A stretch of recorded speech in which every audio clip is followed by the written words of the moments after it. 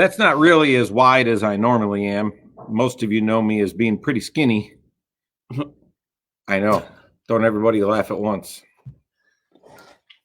All right, so we got going here. We have a treat.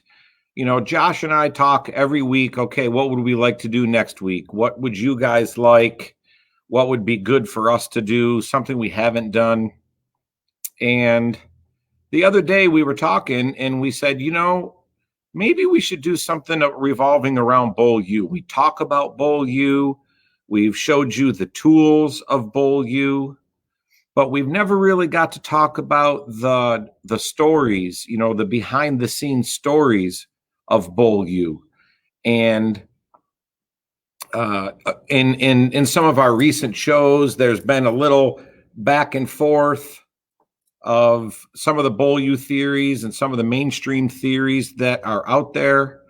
And we're not here to bash anybody. We would love to provide some clarification with Bowl U and some of the reasons and things that we talk about, the way we talk about things. And so I said to Josh, this would be pretty cool if maybe we could get Rick Benoit on, the founder of Bowl U, Rick Benoit. Maybe we could get Rick on and hear a little bit about how over 30 to 40 years of experience that Bowl U has evolved to be what it is. All the little stories that meant that had something to do with how Bowl U came to be. So we thought we would reach out to Rick, and he is set up. He's actually outside, so you might hear the wind blow a little bit. Let's go ahead and add Rick on. I don't think the wind's blowing, but it is a little bit cold out here. So, if you can tell, Rick normally has his Bowl U hat on, but now you know why. Yeah, now he's got the gray hair like never before. I had to laugh, Rick, in the post that Josh put up to talk about you coming on. He had a picture of you from, like, I don't know, probably 15, maybe 20 years ago. And I had to look at your hair and I said, wow, that's right. You did have brown hair. I remember those days. No more. Yeah, I have this whole gray patch here, gray patch over here. And it's so funny whenever when I started getting these grays here, my mom, I'd be down visiting my mom and she'd be like, oh, were you doing some painting at the bowling center there? And no, Mom, why? Well, it looks like you got a little paint in your hair. Ha, ha, ha, ha. Oh, yeah, great. Thanks, Mom.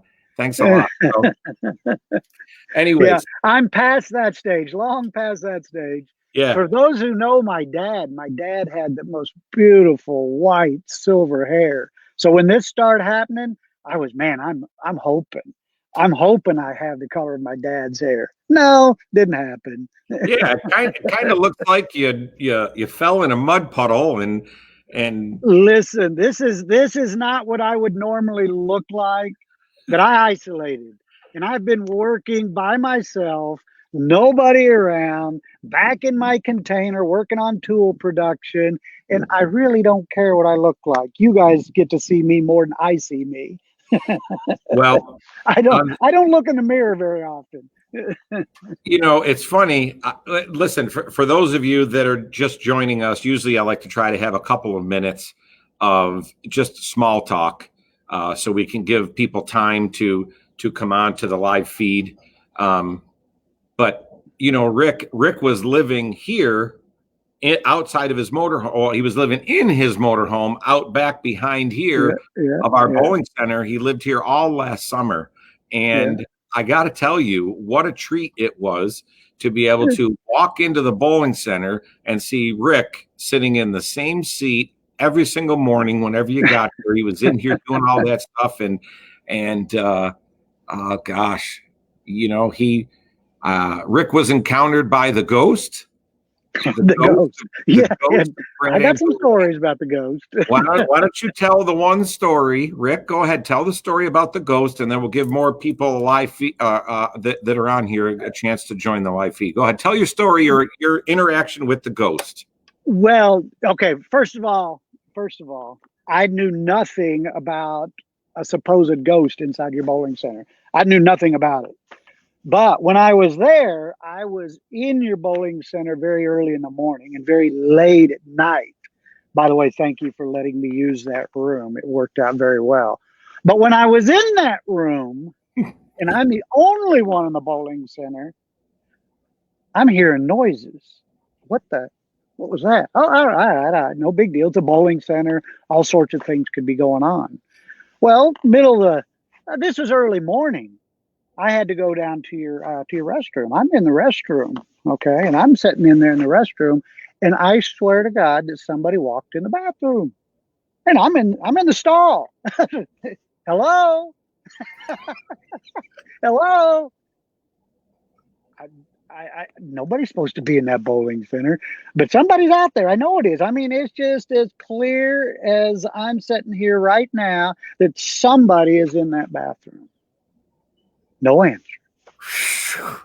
The hair, the back of my neck is doing it right now. And I'm in a stall. And so I finally get brave enough to come out of that stall. And then I go off to, because everything else in the bowling alley is dark. So I go up to where it goes into that hallway. You know your hallway right there by that. And I peek my head out and I look this way and I look the other way. And I'm sitting there saying, oh God, somebody's in here. I'm convinced somebody's in this bowling center. And so this was not knowing any of the stories. So that little fright factor turned into stories, and I had to tell you guys about it. And in that process, I'm hearing stories from other people. Oh yeah, I've seen the ghost. Oh yeah, this. And guys, I'm the one in here in the middle of the night, not you. Don't be scared of me. All right, so listen. So I just pulled up on my phone, okay? Uh-huh. I got a message on August 22nd, 2019. It's 28 seconds long. Let's see if I can play it.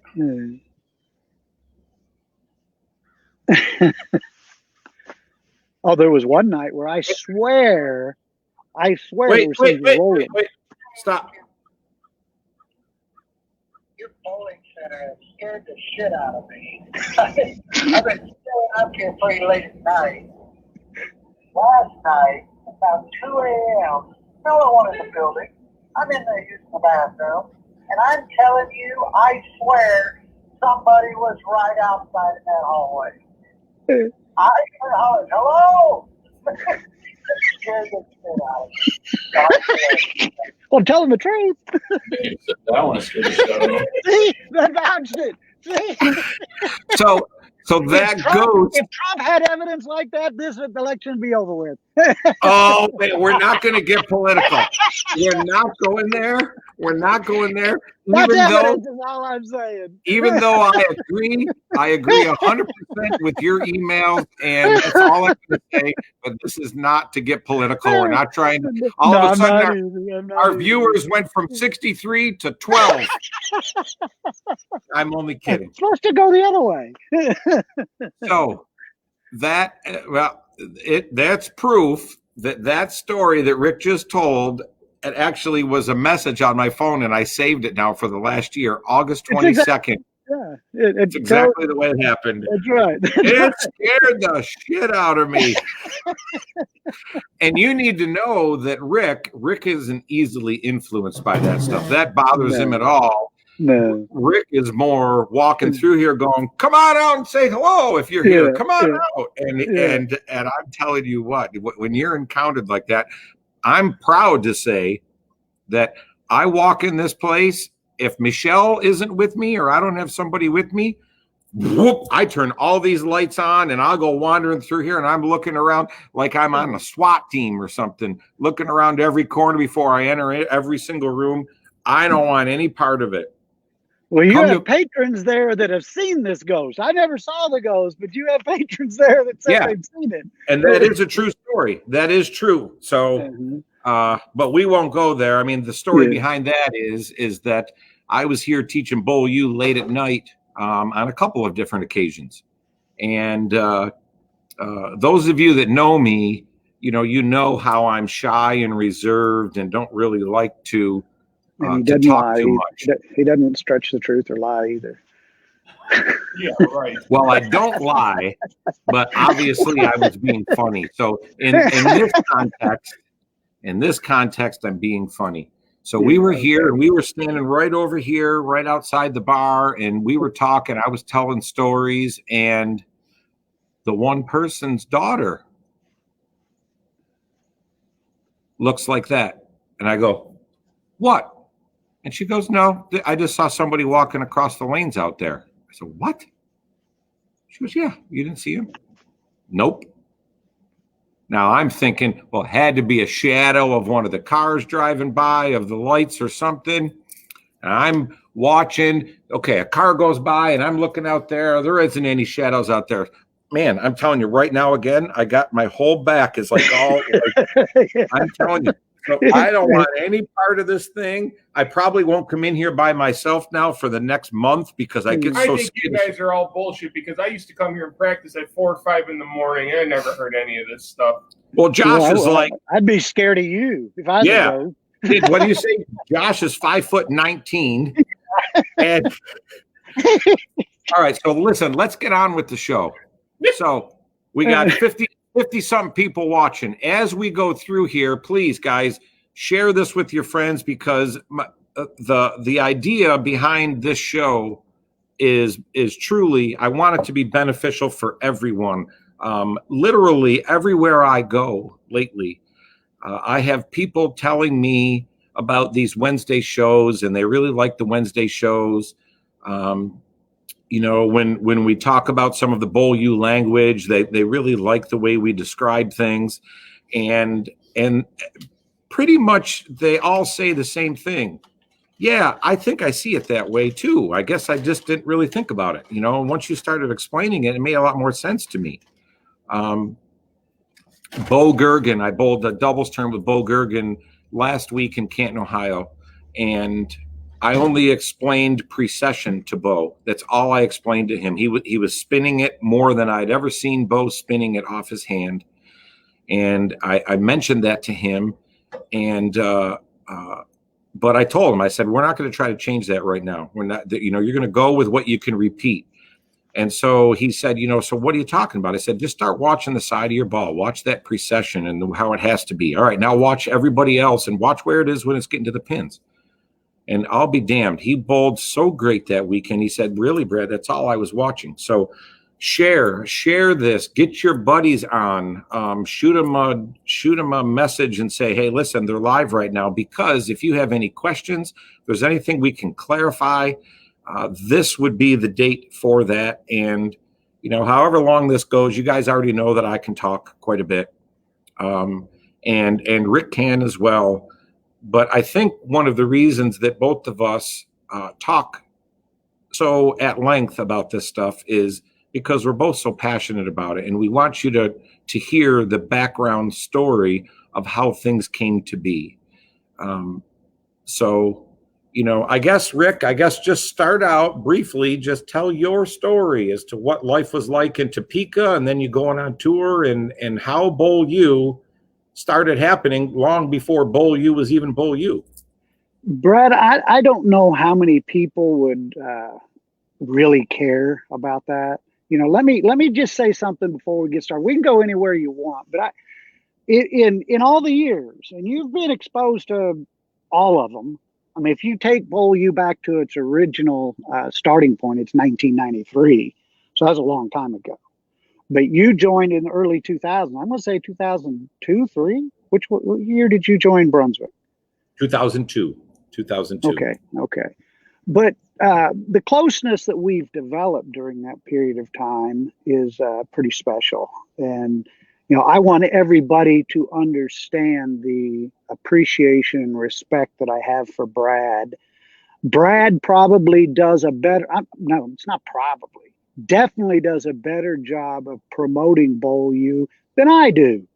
And so, Brad, I'm going to say thank you for that. On the other side of that is everybody's question is always, what is Bowl U? This show isn't long enough, and it would be too boring. Let me tell you that it is a big picture initiative, and it's not just how to bowl. It's not just for athletes. It's not just for coaches. It's not just for proprietors. It's for the industry. It's for the sport. It started out for, being for the growth of the sport and the development of its athletes. That was my responsibility that I was feeling when I left the tour. That responsibility kept building and building and building. And that started, and I'm just going to tell you the short story is simply that started out just like everybody else as a competitive athlete. And I developed my knowledge and my experiences as they were. And I followed the same pathway as everybody else. I read, listened, studied, practiced, did everything that everybody else did. And it just kept evolving and evolving. The problem is too many times that doesn't make sense. That doesn't work. I've got to dive into it deeper. I got to figure out what's going on. And that's just who I am. And you know that, Brad. And anybody who knows me understands that part of who I am. That being said, I'll probably outwork most everybody. And those of you that have been close to me will attest to that. So it's just experience. It's just gathering, sorting, and committing, which is the foundation of what we try to teach. Not what to think, how to think. I've done many, many, many years of that. And fortunately, I've been exposed to the best bowlers in the world. I have literally sat down and had a conversation with almost every bowler that's in the PBA Hall of Fame. Literally, whether you go back to, whether we're talking Dick Weber, whether we're talking Earl Anthony, to the most recent, and listened, not taught, listened. I'm more of a student than I am a teacher. And then I just share those experiences. Now, if you really want to know what the initiatives are, you should go to one of several of the websites that I have. Probably one that I've established recently to try and answer that question of what Bowl U is the Recreation to Sport Bowling Association, r2sba.com. For those of you that want to have a big picture understanding of what Bowl U is, go there, check that out. Because at the foundation of everything is, what's your perspective? Are you an athlete? Are you a coach? What is it? The development of an athlete is solely based upon the competition. The competition environment that you're in, Brad, if the senior tour is different than it is the regular tour. The regular tour is different than the regional tour and the PWBA, the international game, your league environment. It's all different. So, whatever pathway you choose to take, we've got a pathway for you. But we're not trying to say bowling is supposed to be this. And the message I have to drive home to anybody is, I'm not trying to say anybody's right or wrong. I'm not in competition with anybody. All I'm trying to do is give everybody options and alternatives to follow the pathway they choose. I'm not arguing with anybody. And that's where a whole lot of people misunderstand about Bowl U. They think we're saying they're right or we're right and they're wrong. I don't even listen to what they have to say. So I don't even know what they're saying half the time. The reality is, I'm only sharing my experiences. Over a period of time, those experiences have been proven to be beneficial for many different people. And my mission is to grow the team, not to prove that I'm right and somebody else is wrong. Does that make sense? I've heard you talk this way so many times, and for those of you that are watching, I hope that you in some way feel the same way that I feel when you're listening to Rick, that there's so much wisdom that is coming out. He's not a platform, get up on the platform and look at me and this is great type of guy. He's just a guy that over the years wasn't going to accept if something didn't sound quite right. And then to hear him talk about, you know, that he doesn't want Bull U to be in competition with anybody. But I guess in a way though, Rick, it's kind of inevitable. You got a lot of people that have been teaching a lot of things for a lot of years. And I was one of them. Prior to me really understanding what Bull U was, in 2004, when I led the points, I had decided that I wanted to start running my own bowling camps. And I started Brad Angelo Bowling Camps. And man, I was so excited. And I took a whole afternoon, and a good friend of mine from Michigan came over and helped me write a whole handbook.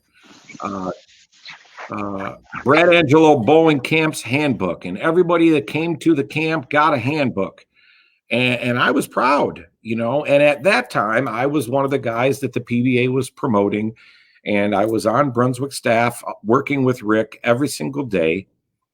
And I'll never forget bringing that handbook the very first time and then showing it to Rick. Rick, I want you to see my handbook. I didn't really want him to see my handbook. I wanted him to give me approval, is really what it came down to. And there was some really good things in there, but then there was a couple of things in there that, you know, Rick ended up looking at me and saying, you know, back then in the handbook I talked about, there was a little batter's box on the lane.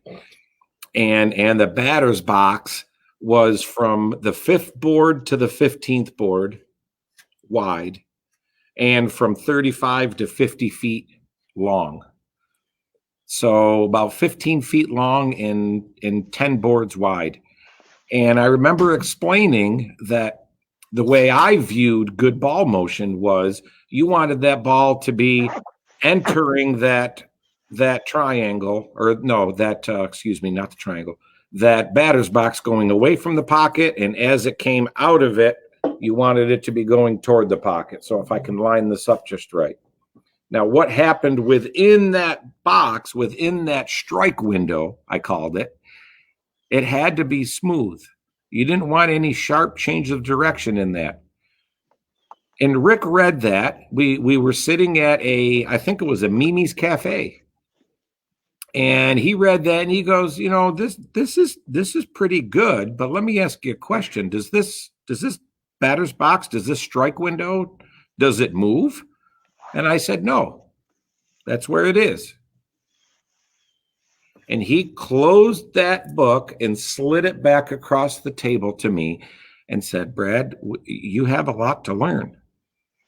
And I didn't know that I had a lot to learn. And for me, that's been the biggest thing about Bull U is because of my search to learn, I found out really quick that what Rick was teaching, it wasn't to make other people look bad at all. And it wasn't to make me look bad at all. But he just had to ask me one question or a series of leading questions that made me think. It was like, yeah, wait a minute. And little did I know that that was the beginning of me understanding friction zones, being able to move friction zones up and back and forth, the length of the lane. And I hadn't heard him talk about the length of the lane being more important than the width of the lane. I hadn't heard him talk about the 60 feet, the 720 inches is so much more important for you to understand than how much you hook it. how much a ball can hook laterally. And I wasn't one of those guys that would debate Rick, because I found out really quick that, well, wait a minute, I am wrong. And over that period of time, over almost 20 years now, I can honestly say that the main reason that I'm able to still compete at the level that I compete at, whether it's on the senior tour, whether it's bowling weekend tournaments, not so much on the main tour so much anymore, just because my physical game isn't quite a matchup out there.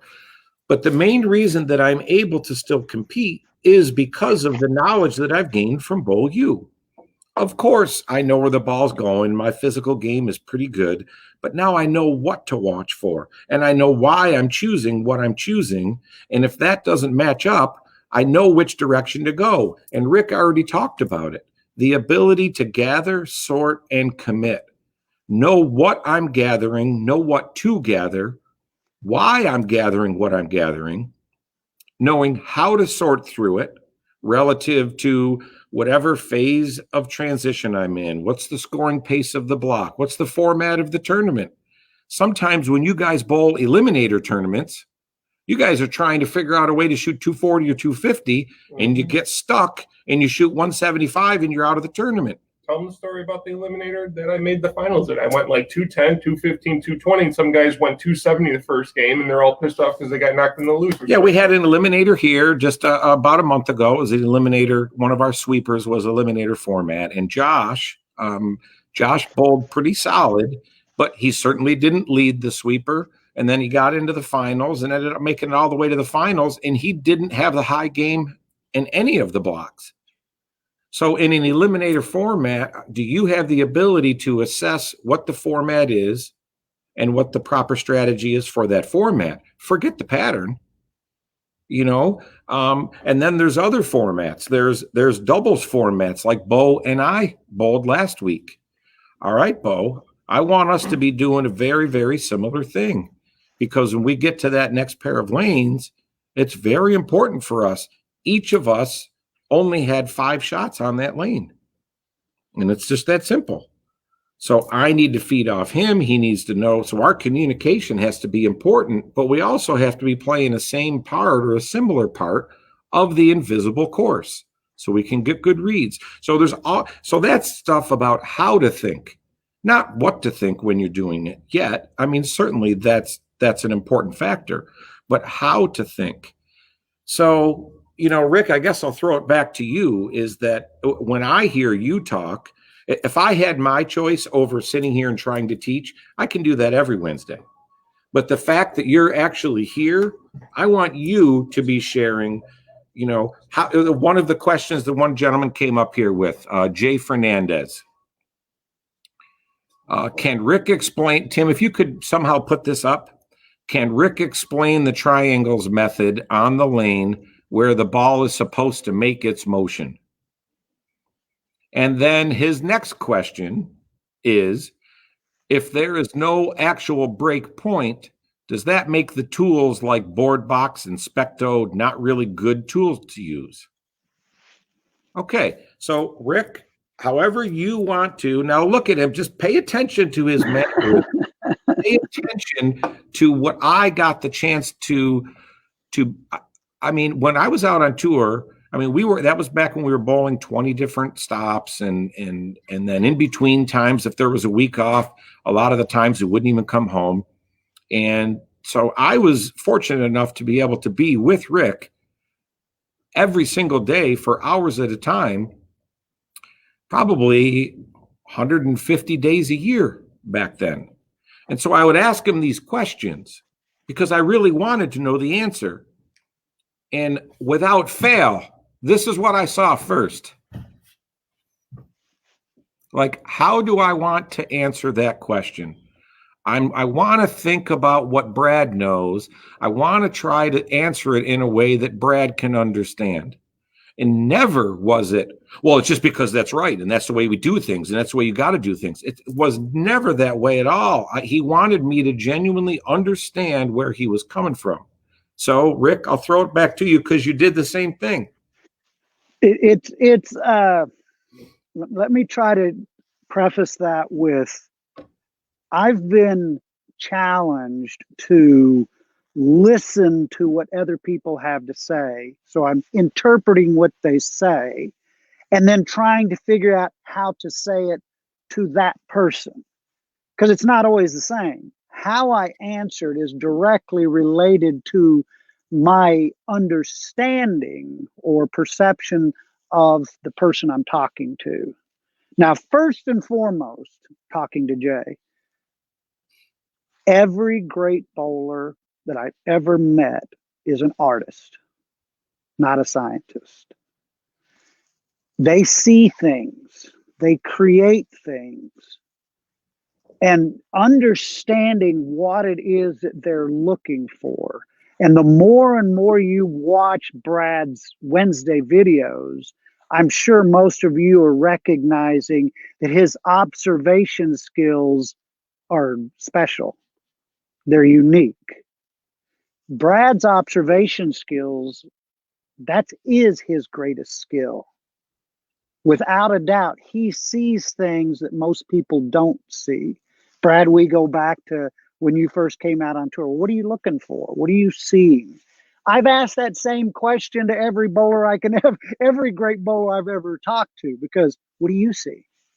You know, I'm not telling you what, I want to know what you see. And Brad, you know your story. Well, Norm had his story. Earl had his story. Walter had his story. Chris had his story. And they all add up. But really what it boils down to is that strike window that Brad was talking to when he first came out. Brad saw his ball do something in that part of the lane that he wanted it to see. And just to express, you know, Brad, maybe you can evaluate or, you know, talk about that a little bit further. But Brad liked to see his grips flip over. Remember that? You actually used white grips because your visual was you like to see it. Well, talk to Brian Voss, and he colored his grips in.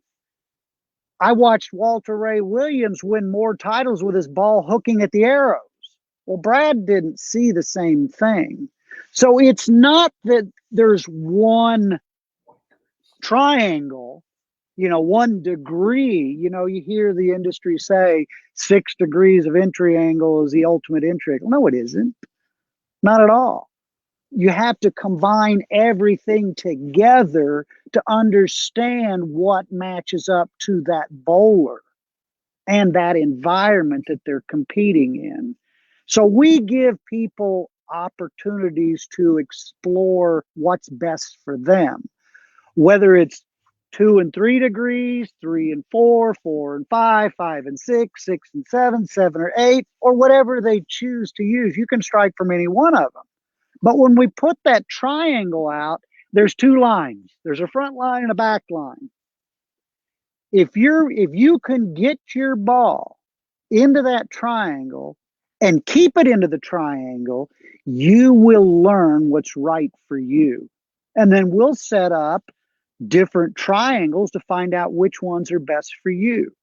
Now, when you set up a triangle, you're going to find out that the front line and the back line, they're different distances. And if you've ever heard me say 17, 32, 39, 43, 46, 48, 49 and a half, those are the distances from the foul line. Okay? 17 to 32 is how many feet? 15. So if you learn to strike using that 2 to 3 degree entry angle, how much mistake room do you have? If you're using friction properly. That's right. That's the key. That's right. So I will set up a triangle between 2 and 3 degrees and say, okay, go bowl. Try to strike and try to keep your ball in that triangle. There will be a certain group of bowlers that do it naturally and instinctively. There'll be another group of bowlers that can't do it. Okay, then I'll set up another triangle, 5 and 6, 5 and 7.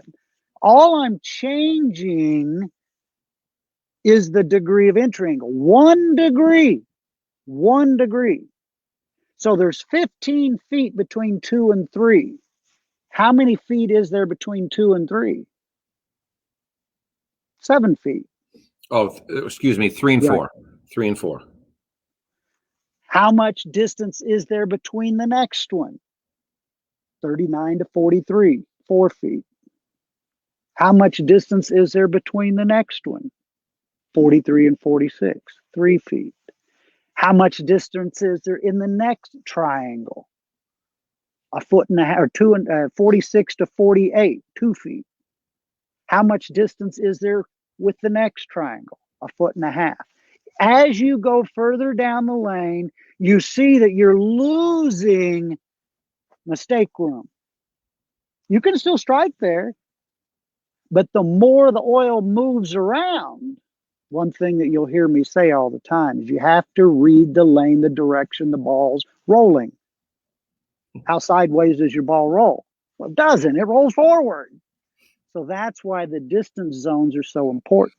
Is the oil going to move more than 1.5 feet? Sure it is for most people. In today's game, where transition happens so fast, you need to understand each one of those zones and find out what your strengths and what your weaknesses are and just explore. So I'll put up a triangle and challenge you without saying one word to anybody. I don't care if it's a beginning bowler or a professional bowler. And I can walk away and just watch them learn for themselves. That's what's so special about the triangle. The triangle is I don't need to use words to teach anybody. And all these tools that Bowl U has developed allows you to become the artist you truly want to be, and you learn to take pride in yourself and your uniqueness. You learn more about yourself by just challenges than words. And that's what the triangle's for. The triangle isn't to say this one's right and that one's wrong.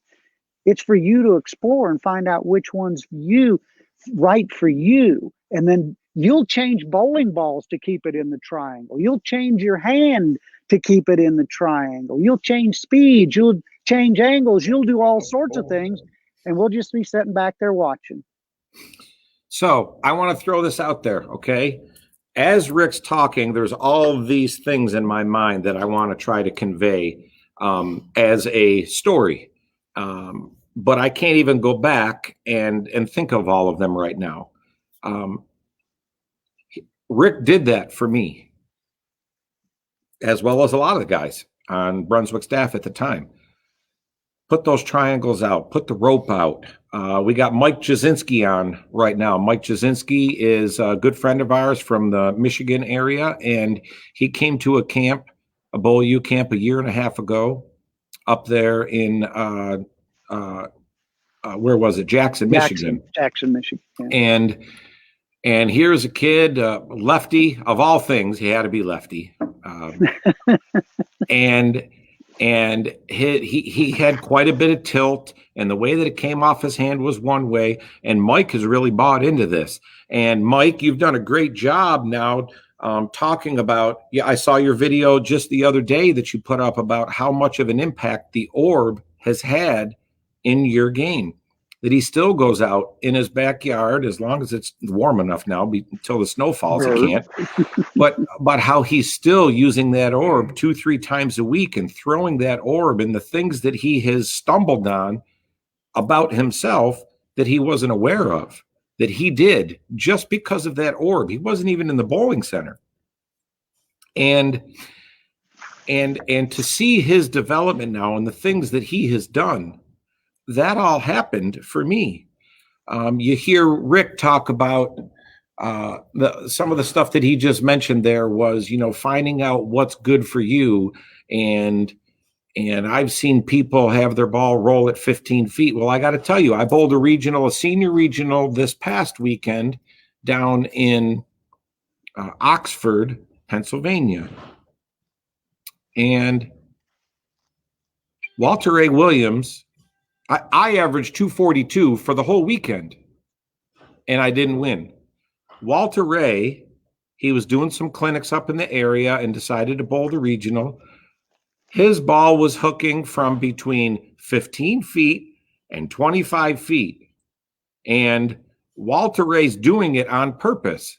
I don't know if it's because he has heard about Bowl U or what, but he's probably one of the ones that those triangles, Rick probably was watching him back in the day and said, wait a minute, skid roll hook or skid hook roll? Wait a minute, he's not doing that at all. His ball's reading here and he's running over the field.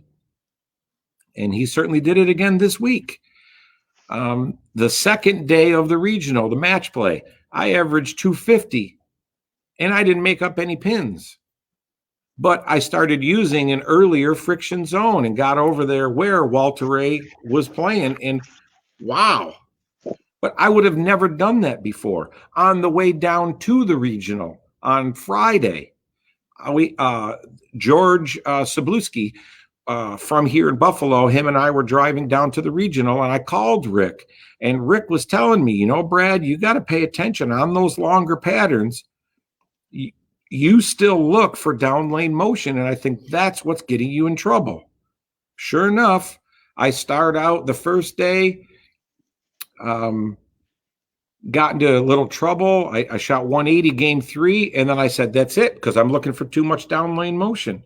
So it took me a couple frames to be able to take that friction zone from way down the lane and move it way back up closer. And then I had to adapt my speed and my rev rate and my axis rotation and the ball choice and all of that stuff. And man, once I got matched up again, whoop, struck like crazy again. So just that one little thought. Now, Rick talks about, my observation skills. That's one of the things that I talk about. I mentioned it a couple weeks ago in one of our videos. Being physically sharp, being mentally sharp, or being visually sharp. I think being visually sharp right now is as important as the other two. Because if you're not gathering properly, you're going to be around chasing your tail. And if you happen to stumble on something, many of us are good enough to be able to strike like crazy once we get it. But how many frames does it take most people to get it? How many frames on that scoreboard does it take for people to get matched up when they're not matched up? And then how do you have the ability to monitor transition as transitioning is happening so that you can stay matched up for longer than the next guy? An 8-game block anymore is just 96 shots. I get 96 chances. And I don't care anymore if I struggle from the 15th to the 17th shot or the 75th to the 77th shot. That's still 2 shots that I don't have good ball motion. Santiago came on, Rick. I don't know if you're watching. The distance zones, are they related to your release or your ball roll? Tim, if you could put that up. Peter Griffin. Charlie Tapp, the problem is bowlers look for oil instead of friction. Most of the friction is much closer than they think. I can tell you out on tour, the guys that are striking, the Chris Prathers, the EJ Tackett's, the Jason Belmontes, the Anthony Simonsons, the Kyle Troops, and it's no slight to anybody if any of you are watching. You're all great. But many people think, and the problem that I have with that Specto is it just shows the path. It doesn't show precession. Doesn't show that. Doesn't show where the ball's reading. If you watch those guys from the side when they're bowling out on tour, their ball's reading sooner than you would ever think it is. And it's not seeing all the transition that's happening down lane. But you guys watch at home, and you're just seeing the lateral motion that happened. And so when you're bowling in these tournaments, you're trying to get your ball down the lane and make this big, sharp curve because that's what you see. but you haven't learned to watch the right thing. So that's what Peter Griffin, I'll use his term, good friend of ours, became good friends over the years.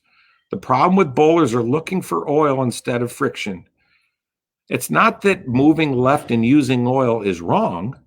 It's just that if that's your only option of what you have learned, there's going to be a point in time where you're going to fail.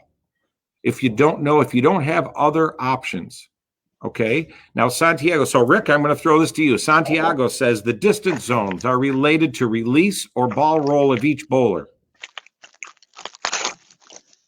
Well, the distance zones are measured, and they're measured off of angles to the pocket. So that's mathematical. So that's definitely related to the lane itself. Has nothing to do with the ball roll. The ball roll that's the art form of the bowler.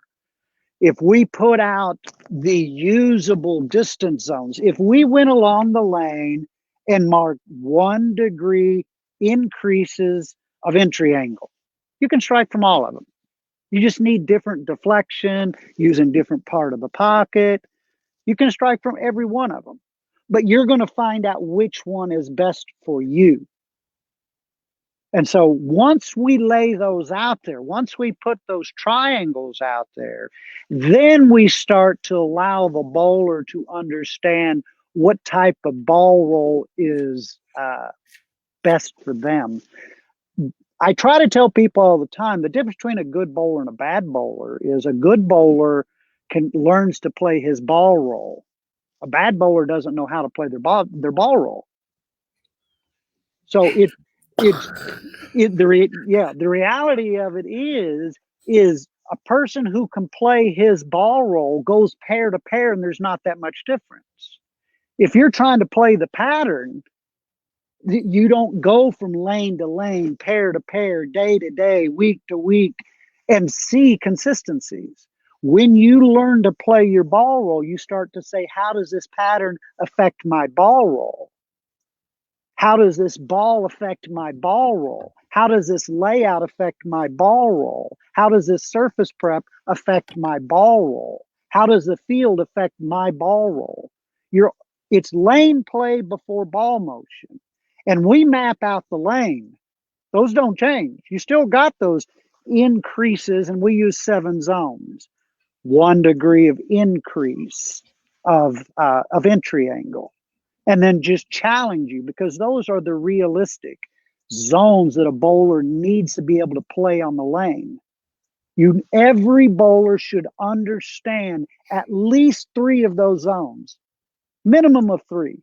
If you can't play 3 different zones, you're not going to be successful in today's game, because transition, bowling always has been, and always will be about transition. As the game evolves, there's more and more transition. You either love it, appreciate it, take pride in it, and give it its due respect, or you fight it, one or the other. Those who learn to accept it have a lot more pride in themselves and a lot more respect for the game. And that's really what we want to try to teach. So those distance zones have nothing to do with the bowler. That's just pure math. Lay it out there. We're showing you the zones that you need to learn how to play. And if you can play 3 of them, then I can find a ball that'll work for you. But if you only look for one, you're in trouble.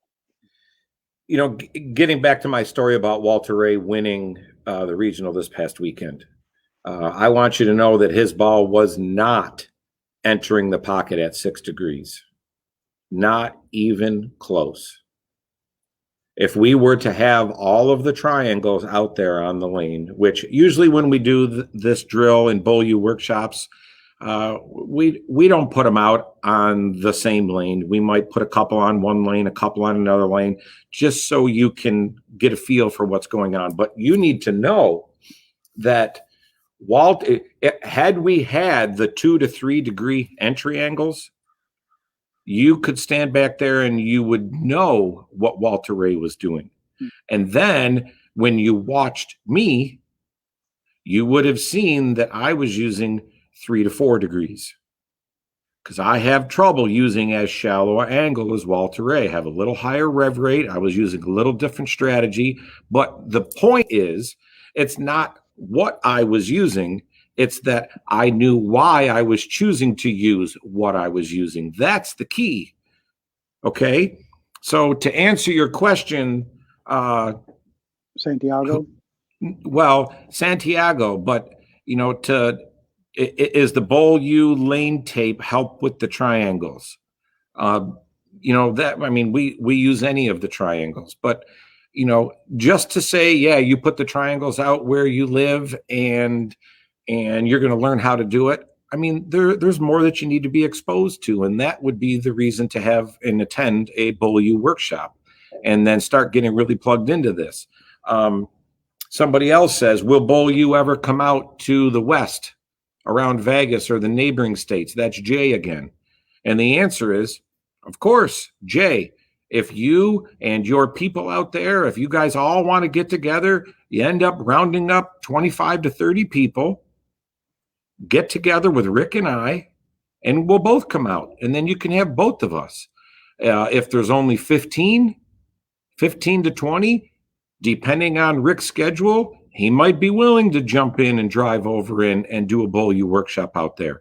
I can tell you, I've had people that have came to multiple Bowl U workshops, and they say the same thing. Wait a minute, this wasn't like the last one. Even though you were the subject matter is somewhat the same. Wow, I think I learned more in this one than I learned in the other one. And the reason is because when you do a one-on-one lesson, you can only work together with that person based on what they know. And there's nothing wrong with that. The more people that you have, believe it or not, the better the workshop becomes. Young or old, skilled or unskilled. It doesn't matter. You know, somebody else here says, yeah, I'm learning. Mike Jasinski's dad is starting to throw the orb around and is like, wow, old dog, new tricks. The point of it is that the more people that you have at a Bowl U workshop, the better it is for everybody, because you get different viewpoints. You know, this old time bowler ends up saying, well, wait a minute, back when I learned it was this.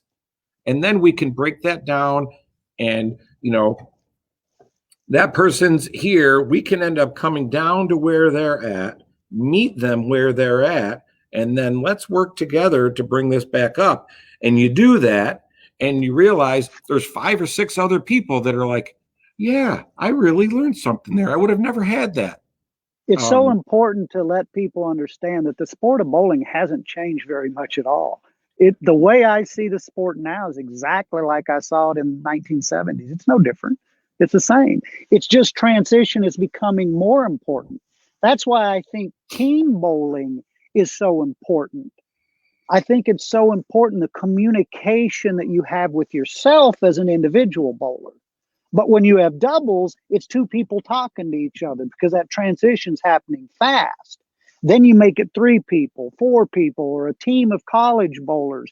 Communication, whether it's with yourself or whether it's with your team, is what really is the rush that keeps us bowling.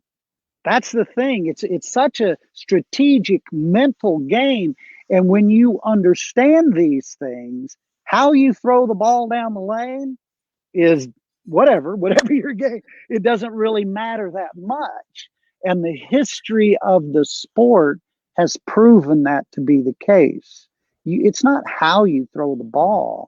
It's the strategy of the lane and learning how to use that lane to match up to your uniqueness.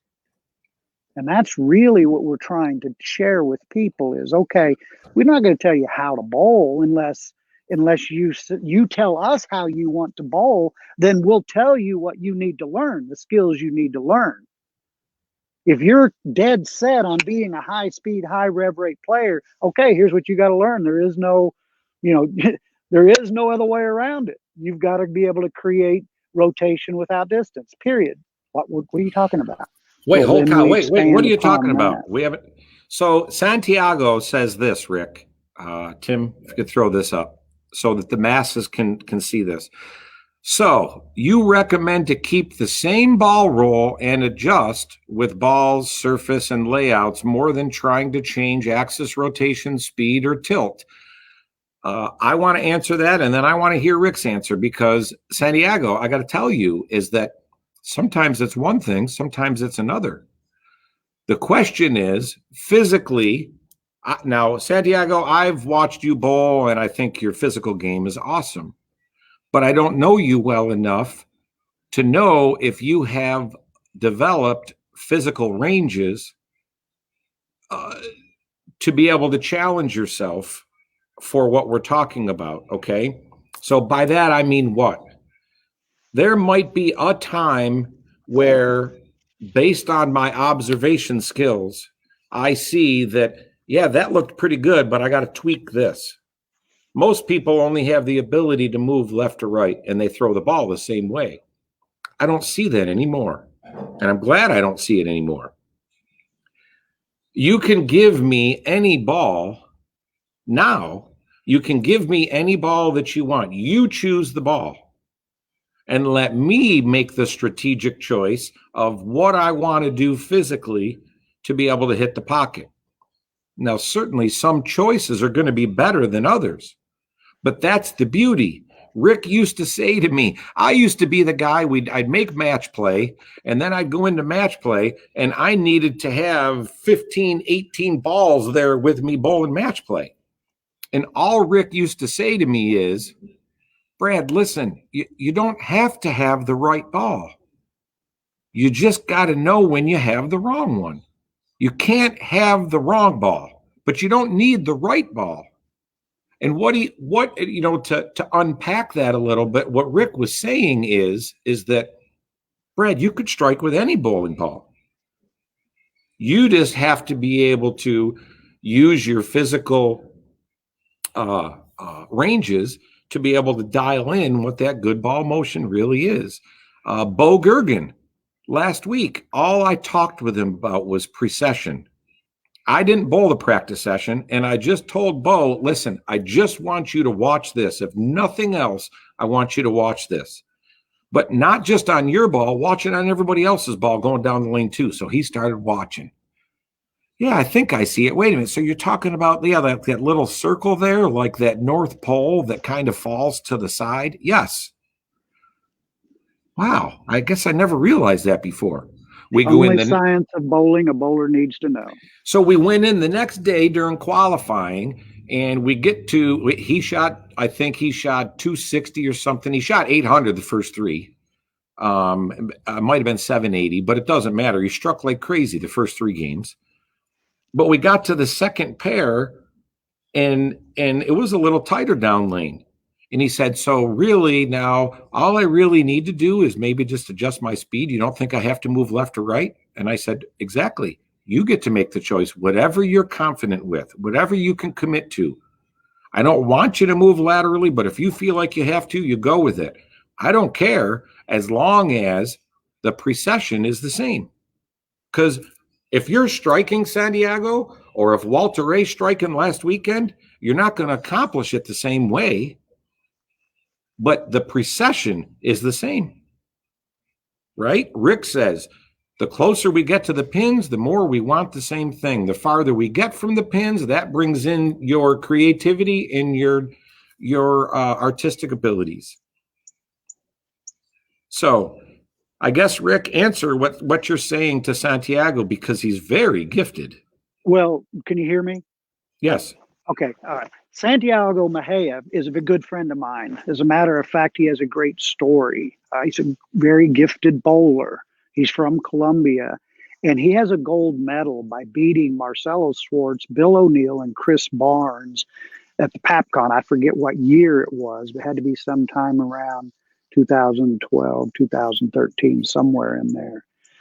Santiago didn't understand what was going on, but he's very gifted. He came to the tournament with so many bowling balls, whatever they happen to be. I remember one of them being an old black hammer. He beat Bill O'Neill and Chris Barnes and had both of them shaking their head because Chris and I worked very close together. So Chris understands a lot of what was going on. But I actually strategically used that against Chris to help Santiago.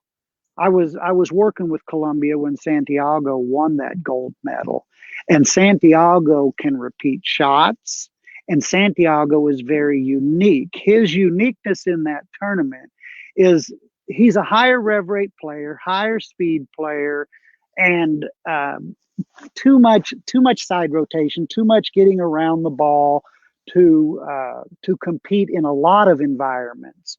But because he had this really old oil-soaked black hammer, I knew what we'd be able to do with Chris. Because Chris always thinks, okay, I can stay right of everybody, keep it forward and play up against the gutter. Well, all I did was convince Chris that we were going to try to be a little bit left of him at the beginning and in warm up and make Chris think we're going to do that and then jump right. So all we did was try to get Chris to push oil down the lane and Santiago push oil down the lane, and then we're going to jump right at Chris because he had this old black hammer and Chris wasn't going to be able to stay there with his new balls. He just wasn't going to be able to do it. And it worked to perfection. And then the next one we had to bowl on a long pattern. And I told you earlier that Santiago has high rev rate, high speed, and more axis rotation than most people would prefer. So I did the opposite against Chris in that game, tried to make him think we were going to stay right and then jump left because there's no way that Chris had the rotation or the speed to get left of Santiago. So he didn't know what was going on. Santiago had no clue at that point in time what was going on. But I combined the balls that he had with his physical talent that he has, which is unique and special. By combining those, I was able to play a strategic game against Bill, Chris. He beat Marcelo first. If you don't know Marcelo, great bowler from Brazil, bowled at Weber University, All-American, absolutely great bowler. Bill O'Neill, we all know how great Bill O'Neill is, and Chris Barnes. And I'm telling you, it worked to perfection between the knowledge and the experience of Bowl U with Santiago's skill. Now, that's been proven everywhere in the world. It doesn't matter what environment you bowl in. I don't care if it's league. I don't care where you happen to be bowling. Once you understand the foundation of Bowl U, you can use it in any environment. There's no doubt about that. And that's been proven many times over.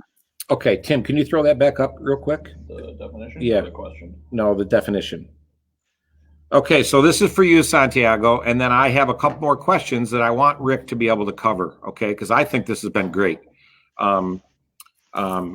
We're not done, so if you got to go back to work or wherever you got to go on your lunch hour, then come back in for the end here, because I have some questions here that I want Rick to be able to go over. But Santiago, precession. This is the actual definition out of a dictionary, okay? The slow movement of the axis of a spinning body around another axis due to torque, such as gravity or friction, acting to change the direction of the first axis. Now, what we're talking about really is whichever direction that your ball is rotating off your hand. Forgive me for using this, but as the ball's going down the lane, you want that direction of rotation to be migrating. And you're going to find out that when you put the triangles up, that direction of rotation directly relates to the triangles that you're using. And that's really all I'll say. You know, Rick had said yesterday when we were talking about what do we want to talk about coming on here, and I said, Rick, I want it to be off the cuff. I don't want anything planned. But the one thing Rick did say is, you know, Brad, I want to be careful. I don't want to be giving away a lot of this stuff, because what happens is that people listen to it, people hear it, and then they go try to use it as though it's their own, and it's not their own. And that has happened far too many times from Rick. It's happened far too many times to count. And it's frustrating for me to hear that it happens. I see it. I've witnessed it happen. There are people around the world, renowned coaches, using Bowl U stuff, but not giving Bowl U credit. And it drives me crazy. And Rick, his response is very simple. Every time he hears about it from me or somebody else, he says the same thing. I'm not going to get bogged down on that. I just have to keep moving forward. All I can do is what I can do. Okay? So, Santiago, that's precession. It's what Rick says. It's the only science you need to really know. And that's it. The numbers, the triangles, those are important. I saw Mike Jasinski using the rope drill the other day. Mike, I got to tell you, we got to teach you how to set that rope drill up a little bit better. It was a little flimsy out there. So the way you had that rope, it wasn't exactly proper ball motion as far as the shape. But the fact that you were out there trying to do it, and I saw on the lane to the next of you, you had a couple of the angles out there. So that's great. The fact that you just have it out there and you leave it out there for the students there to be able to come in and bowl and use, I think that's great. So Rick, 5 elements. How in the world did you come up with, well, let's boil everything down to 5 elements? My turn? Your turn. Okay. You know, now you're going back to 2008, 2006, you know, when all this, actually didn't leave the tour until 2010. So a lot of this stuff was going on and it was building in my mind for several years. And the thing that was building in my mind was it shouldn't take so long to get good at this sport.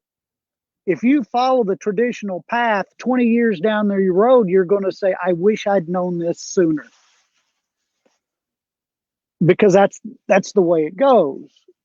How do people learn? How do people learn in other parts of the world is completely different. I'm telling you that the way that the people learn in the United States is not the same way as they learn in Southeast Asia. It's not the same. The people in the United States, there's so many bowlers and there's so much bowling on TV. They basically, and now YouTube, they basically watch other people and try to copy them, and it turns into whatever it turns into.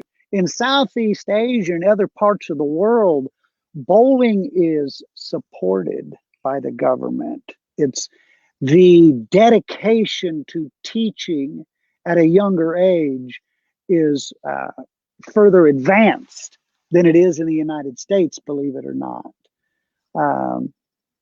In the United States, bowling is very much blue collar. Outside of the United States, there's bowlers on billboards. They're national heroes. I want everybody to take pride and respect our sport, just like everybody else does. And everybody has their own opinion for what it is.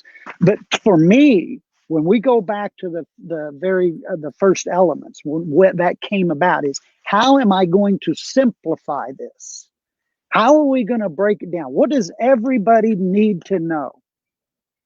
And that's where I said, okay, first of all, from experience, when I talk to all the great bowlers, what do they see? I concluded that they're really watching the pins more so than they are now. There was times where the conversation wasn't about the lane and the balls, it was about the pins. You know, what the carry and how unique it was and how different it was. People spent a lot of time observing the pins. And that's the object of the sport, right? The pins. So that's got to be the first element we talk about.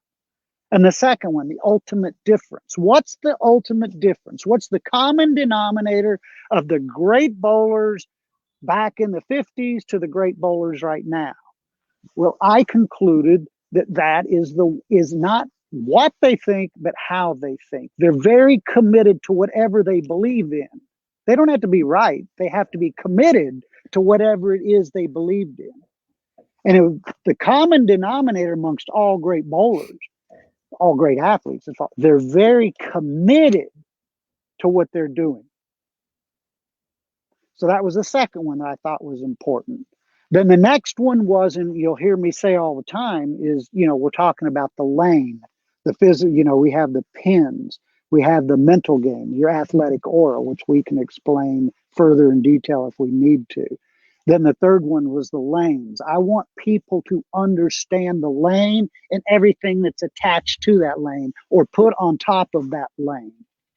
Then the bowler, and then the ball. And when we're talking about the ball, I'm talking about ball motion, not the actual physical thing, the ball motion. Everybody needs to understand those 5 things. Everybody needs to understand the pins. Everybody needs to understand the ultimate difference, your athletic aura. Everybody needs to understand the lane and everything that's on top of the lane. Everybody needs to understand, and the reason it's red is your physical game, the bowler themselves. And that's why it's red. It's the most dominant color. And then finally, we need to talk about the bowling ball motion. That has evolved into how we think. White, black, yellow, red, blue, which when you get into bowling, it is, am I being observant? Am I in the right frame of mind? Does my strategy make sense? Am I throwing it good? And once you've gone through those 4 things, the last thing is, am I using good ball motion? That's the last thing. So we teach people the order of thinking during competition. If you ask yourself those 5 questions, any time of competition, in the right order, white, black, yellow, red, blue, you will find the answer much quicker than you will not knowing those 5 things. Yes. Is that too much? No. Guys, what he just explained, that's what I've learned to do. And yeah, there might be a lot deeper as you unpack all of that, but that's the surface stuff as to what I've learned how to do much more quickly with Bowl U. The answer to somebody's question here a little while ago was, had I learned about all this in 2004, or had I had this much understanding of it in 2004, those early years of my career, would I have had more titles? Yeah, I'd like to think that I would have. But believe it or not, that's okay with me. It really, I'm comfortable with it now, because for me, the fact that I have learned it, and now I have the chance to be able to share it. There's the white, black, yellow, red, blue. That we got to teach it in that order. Yeah. I have to tell you, when I'm bowling and you see me sitting down in my spot, those are the things that are going through my mind. And it's almost like I hear Rick's voice in my brain, like I'm haunted by Rick. Are you being observant? Yes. What did you see? Well, I saw this. Okay. Or were you committed to what you wanted to see? Yes. Okay. All right. What's your strategy? Does that make sense? Well, I'm on the fresh and I'm using this quick response ball, and no, you know what? That doesn't make sense. Stop. And that's how quickly that I can go through it now, to where I don't get caught very long anymore doing the wrong thing. Many of you have said to me, yeah, Brad, I bowled with you at a tournament. Gosh, you really hit the pocket. I have to tell you, I don't get fooled that much anymore. Another person that doesn't get fooled that often, and we all respect him, he certainly had a much more successful career than I've had, is Chris Barnes and Mika Kovuniemi. Well, what's so different about those guys? Nothing. Rick and Chris roomed together for years on tour. Rick and Mika roomed together for years on tour because Chris and Mika, or they were together. I don't know if you roomed with Mika, but the point is that, those guys, it's the same story. But I would say that Chris is more physically gifted than I am, and I don't have a problem admitting that. I have a ton of respect for Chris.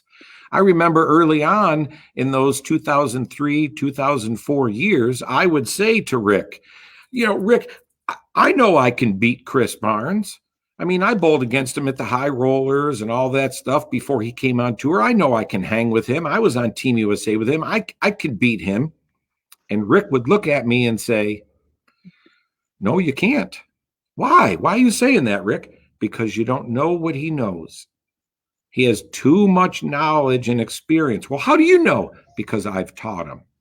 And that was the end of the discussion. And I started buying into some of this stuff. Brad, it's probably a good time to tell. When Chris came out, he was Rookie of the Year. The next year, he led the tour in points. When you came out, you were Rookie of the Year. The next year, you led the tour in points. Then Sean Rash came out. He came out in the middle of the year, so it was kind of different, but he was the dominant rookie. And the next year, he led the tour in points. That isn't a freak accident, people. These are gifted bowlers. And it isn't, all you have to do is give them a clear picture. That was my job, just to clear up their picture and then let them go to work. It's them. It's them. And I love being in the back and sharing those experiences with them. So really, and they all throw it different. They don't throw it the same way.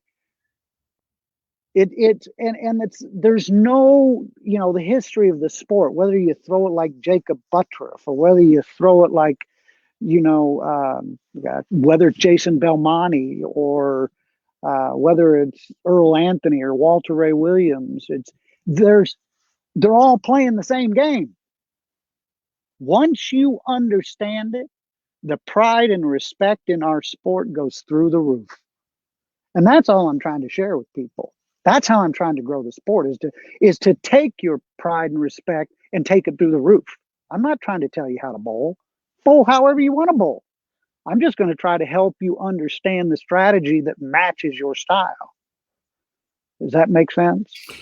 Makes complete sense. All right, a couple more questions, and then we'll call it a day. It's been over an hour and 20 minutes, or we're coming up on an hour and 20 minutes, and I got to tell you, I could be here another couple hours. I think this stuff is great.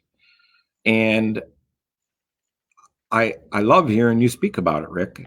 I've lived it. It's more than just listening to you in a room. I've actually lived it and experienced it, and that's why I've gotten so passionate about it. All right, talk a little bit about the one question here, Tim. You can throw this up from Frank. Is there a Bowl U book or DVD? So talk a little bit about, what your thoughts are.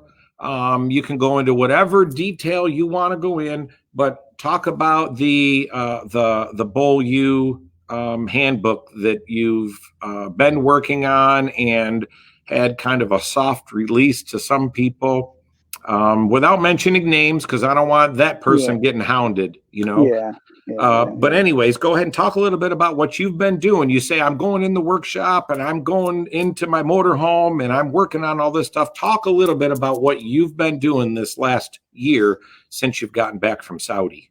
Well, let me try to express to people that my frame of mind is important. And I absolutely love coaching. I absolutely love working with players.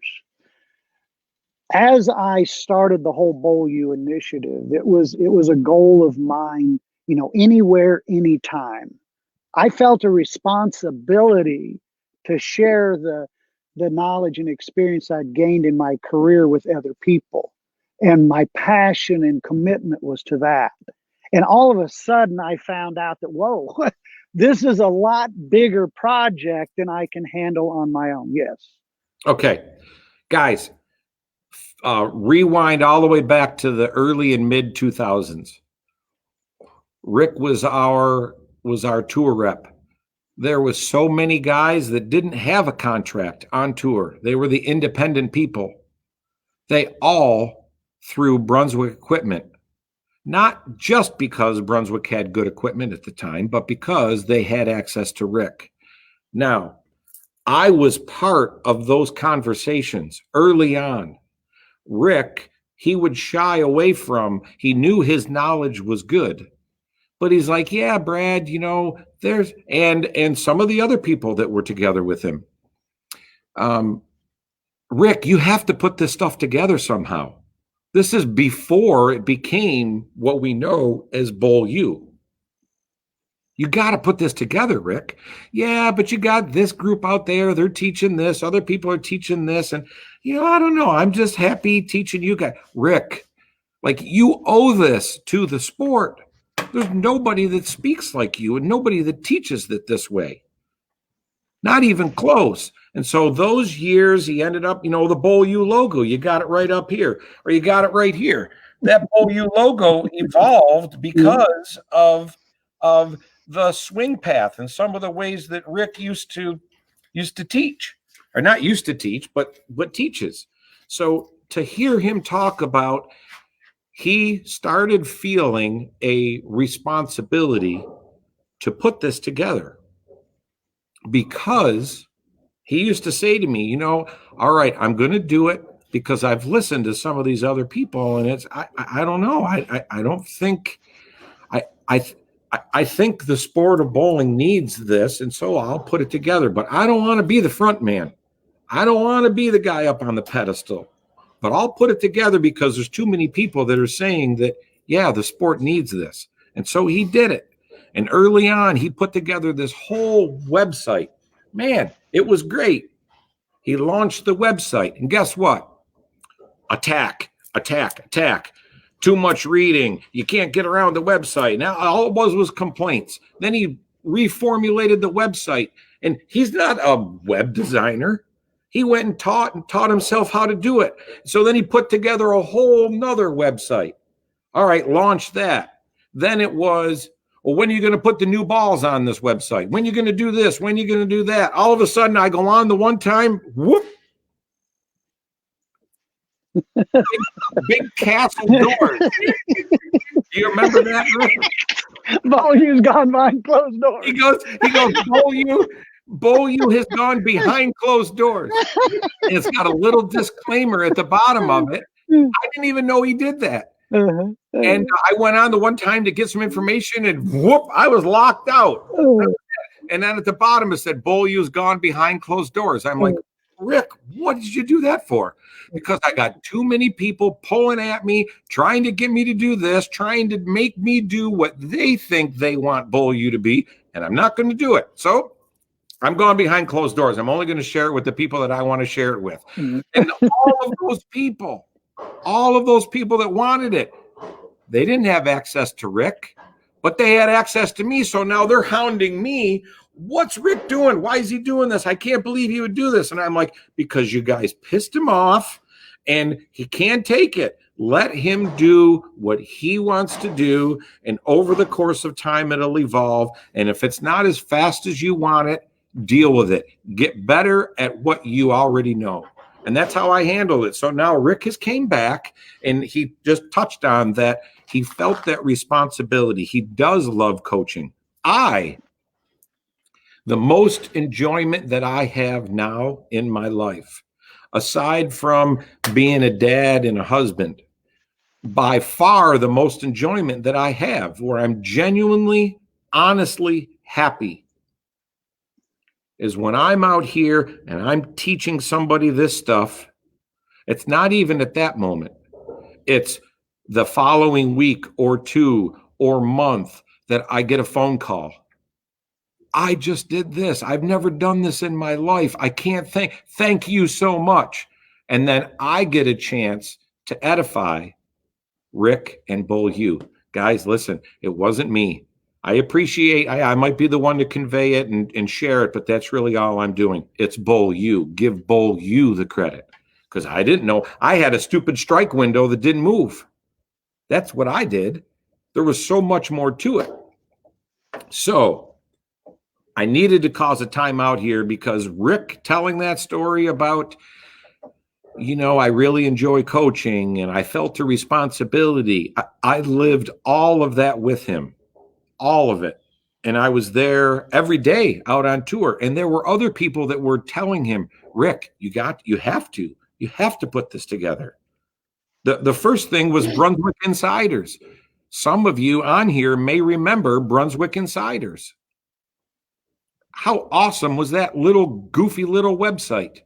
And here's this guy staying up till 3, 4, 5 o'clock in the morning, making that website happen, falling asleep for an hour and a half, and then getting up and getting out onto the truck because we all had our night sleep, and then being there for 12, 14 hours as a tour rep, and then huddling back behind his computer, building and making sure that website was proper. It was awesome. And then, wow.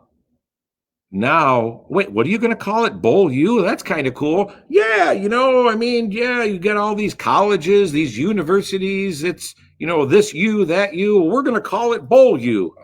Okay, that sounds cool.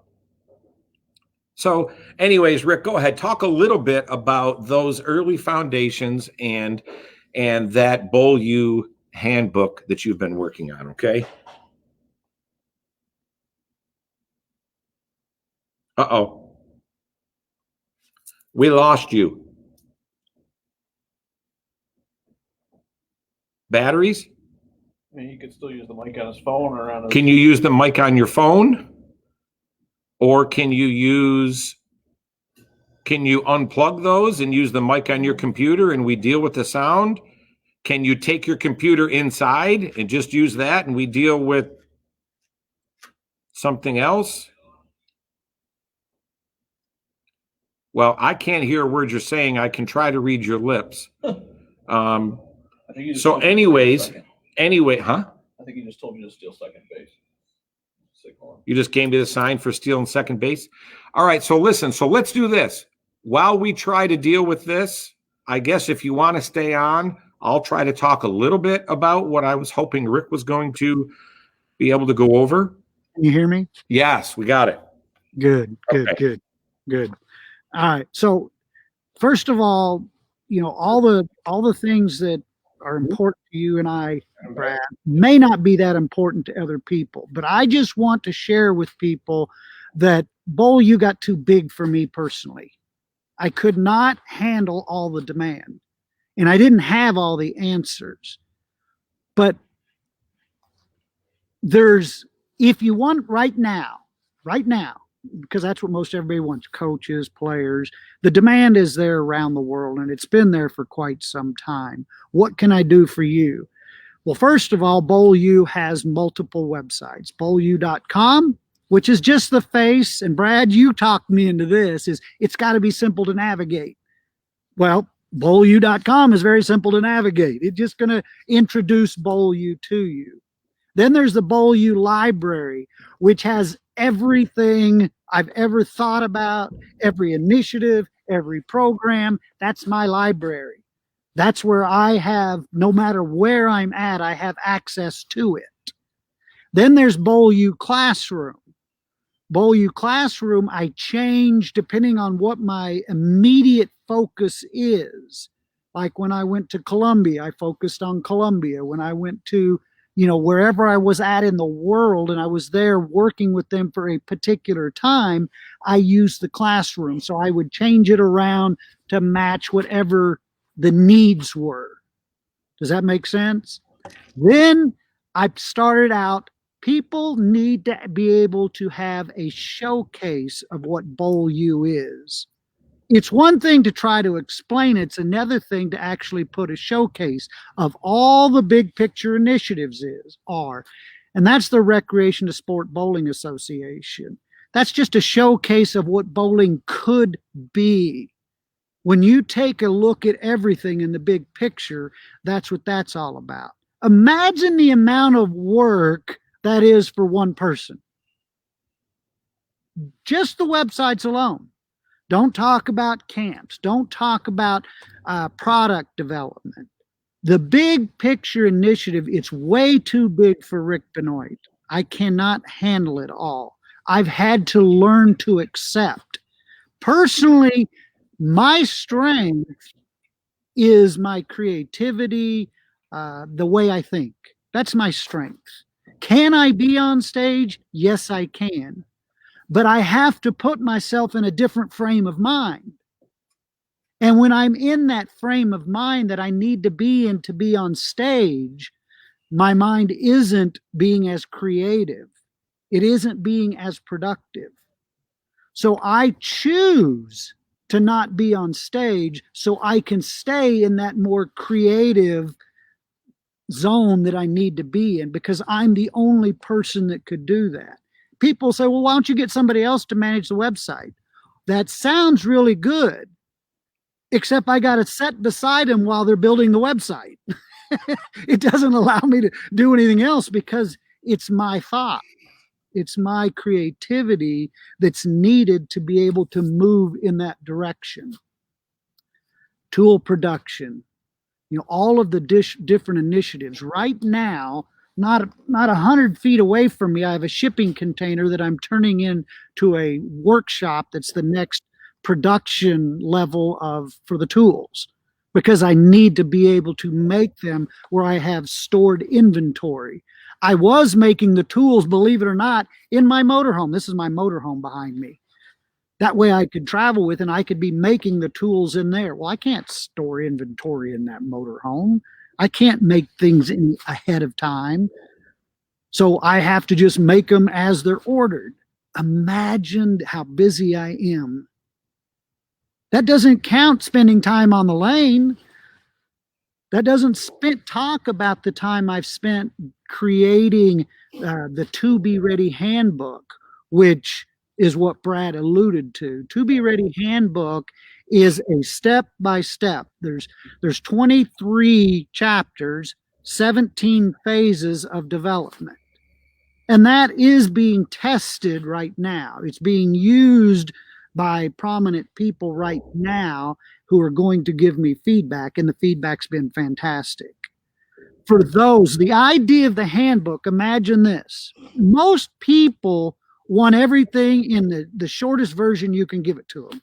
I want to be good, and I want to be good right now. Well, what's the least amount of information you can give me and I'm still going to be good? Well, here it is. That's how the handbook's going to start out. This is what you need. But then there's the other person that wants all the detail. Well, he wants a handbook that's this thick. Well, one guy wants one that's this thick and the other guy wants one that's this thick. Well, how are you going to manage that? So I'm going to start out with a handbook that's this thick. And then if you're that person who wants more and more, we'll keep making it thicker, thicker, and thicker, and thicker by giving you more content based on what it is that you want. Now, how cool is that? That's really cool. It's time consuming.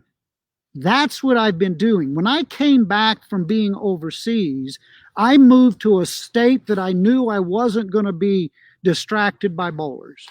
I didn't even let people know I was here. For 1 year, I stayed in my office preparing all of the initiatives that I was going to move forward with. And that's what I did when I came back. And when I left, there's when I drove up to Buffalo, Brad. I have to tell you that, can I tell where it was? Sure. So Rick was when he came back here, he didn't even see the place he rented. They rented this house, he and his son Kenny, they rented this house in Albuquerque, New Mexico. Yeah. And it was just sight unseen. Oh, this looks like a good place. All right, let's rent it. Whoop, paid for it and moved in. Yeah. So in between the Oklahoma City and the Lubbock tour stops last year, there was a week off in between. And so Thomas Larson and we drove out to Rick's place out there in Albuquerque. And so I got to see this office and I'm like, Post-it. There was hundreds and hundreds and hundreds of Post-it notes. You know what it looked like? It looked like some serial killer's office. That's all I can think of is like They were there was big Post-it notes, not little ones. there were all over the place, and you go and it was like Every wall. walking into some sort of museum, and I wanted to read every single one. Now keep in mind, I mean, I've wanted Bull U to happen probably more so than any one of you or all of you combined. I have beat this drum for Bull U. I'm not interested in going off and doing something on my own and not giving Bull U credit, because I do know where the knowledge came from. And so I beat that drum for the 5 years while Rick was overseas, and now he's back, and now he's got all these Post-it notes, all these things that he's jotted down and stuck up so he didn't forget. And I start reading these things. The order of understanding. What is that? What's he talking about? The order of understanding. The common messages. Well, how come I haven't heard this? Why are you keeping stuff from me? Oh, no. I'm not keeping stuff from you, Brad. He would say, I'm not keeping stuff from you.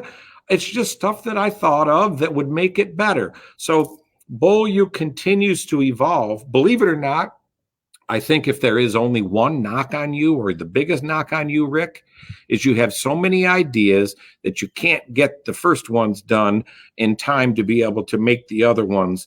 Well, you haven't told me about these common messages. Why haven't you told me? Well, because I thought about it. But yeah, but you haven't got this other stuff done. Yeah, but I think this is going to be better. Oh, crap. Now I got to wait for all that stuff too. So over the last year and a half, Rick he bought the motorhome, and now he's back where he can be isolated again. And that's all he does. Wakes up in the morning and works on everything as best he can. And okay, how's the handbook coming? Well, I got some people using it. What? Why haven't you told me? Well, I haven't talked to you. So he's moving forward faster than even I know.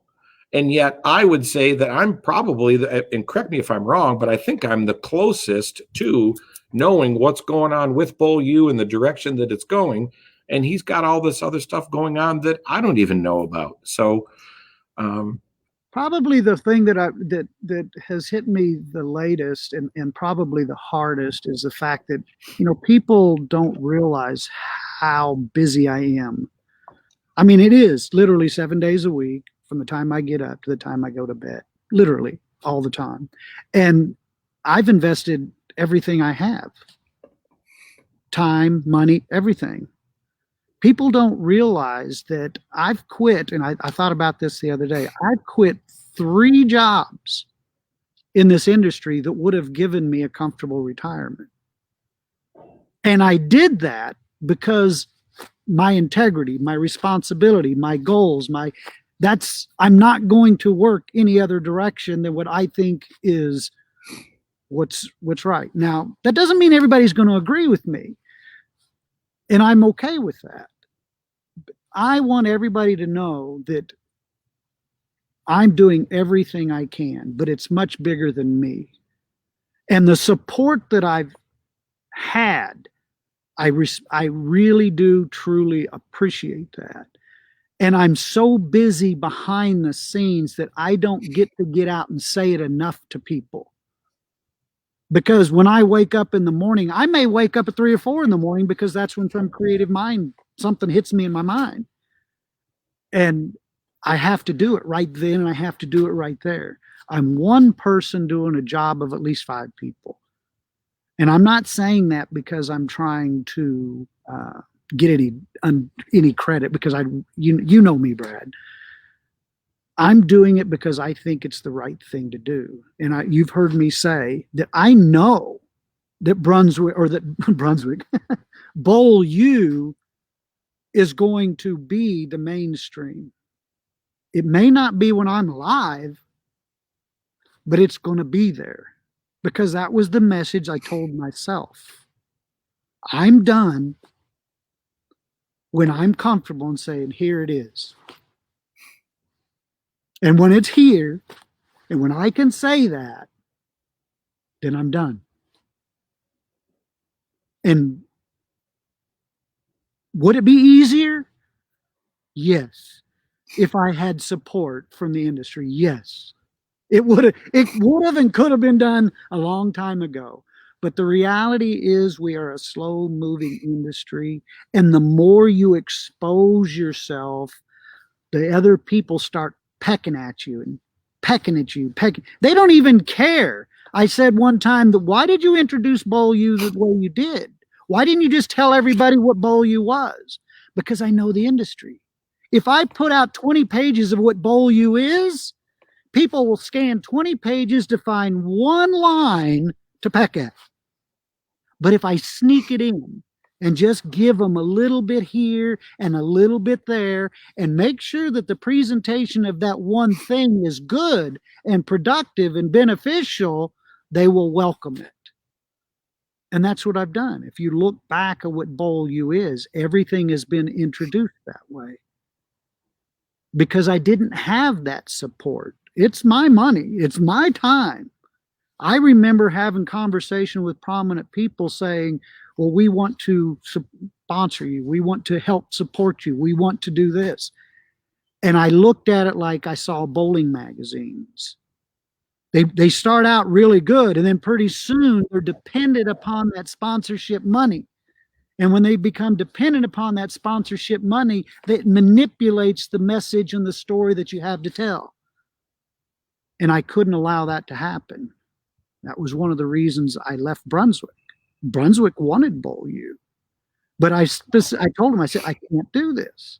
It wouldn't be right if this was Brunswick. This is not meant for just Brunswick. This is meant for everybody. So I hope that people understand that story and respect that story and appreciate that story, because I know a lot of people sit there and say, well, you're not moving fast enough. You're not. It's there. It's there. They just haven't seen it. And it may not be as polished as it could be if there was a full-time commitment. I know nothing about building a website. I know nothing about writing a book. I'm just putting down my experiences and sharing them with people. And somewhere, sometime, somebody's going to come along and make it special. I don't know when it's going to be, but it's going to happen. I know that.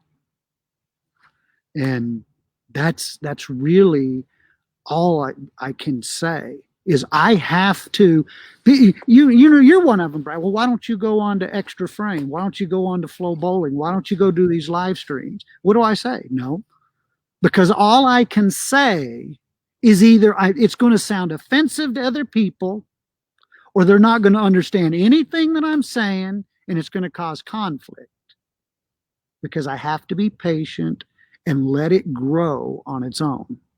I've always said that the most successful things in our industry start from small and then grow outward. Anytime that you try to come in and overwhelm people with this great plan and initiative, what happens? Peck, peck, peck, peck, peck, peck, peck. Okay, so you have a handful of people in one different way or another, but one in particular, Alan LeVay. Mm-hmm. Alan LeVay put a comment up here. It was a while ago. And I'm proud to say that this is by far the longest show that we've done. I'm sorry. Oh, Sammy V show. No, I think this is great. And maybe, okay, so we got to go. And no, it is the longest show now. You're right. So we got to go a little longer to beat Sammy V. Well, he's a good guy to beat. Another minute. But I did you find Alan's post? Okay, if you could put that up. Because Alan has became, I would consider, a close friend of mine from down around the Washington, D.C. area. And he is heavily into computers. And when we were down, Thomas and I were down bowling the PBA League, we went to dinner with Alan, and he's became a Bowl U loyal bowler. And he is willing to help, and he might be the type of guy that can handle some of the computer things, the website things that you're talking about. And he's sharp as a tack. But his question here is, what are your plans for spreading the Bowl U messages to the masses? Because there's a lot of people that look at this like there are people out there. Everybody's ready for it. There's pockets of people doing YouTube videos, live stream stuff, online lessons, all kinds of different stuff to where, we all want you to succeed, Rick. And I want you to be here to be able to see what you've created. I guess that's why I got tears in my eyes, because I've been right alongside you for the last almost 20 years and watching all of this happen.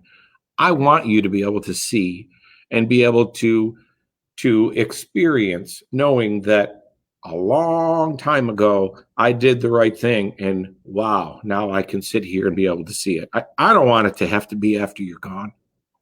It's just where I'm at. So I don't mean to be emotional. It's just whatever Alan said, and you know where I'm at. Okay. So I get too emotional, but I can't help it. I just can't help it. It is that good. And if you're still watching, we got 40 people still watching that have hung on this long. If you're still watching, if you're an influential person in the sport, we know Josh goes, he sees everybody that watches these Wednesday things. There is a lot of influential people in our sport that watch, and some of them private message me.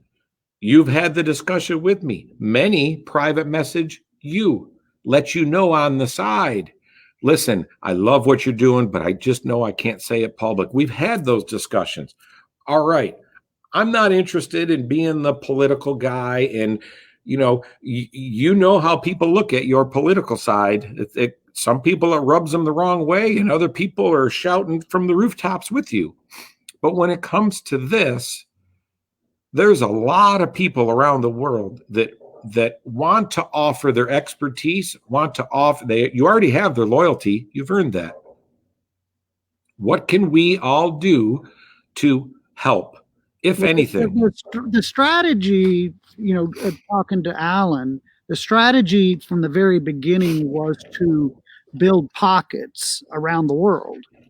And Brad, you've heard me say this before, a little bit here and a little bit there and a little bit here, and then watch those pockets grow together from other people, because there's only so much I can do.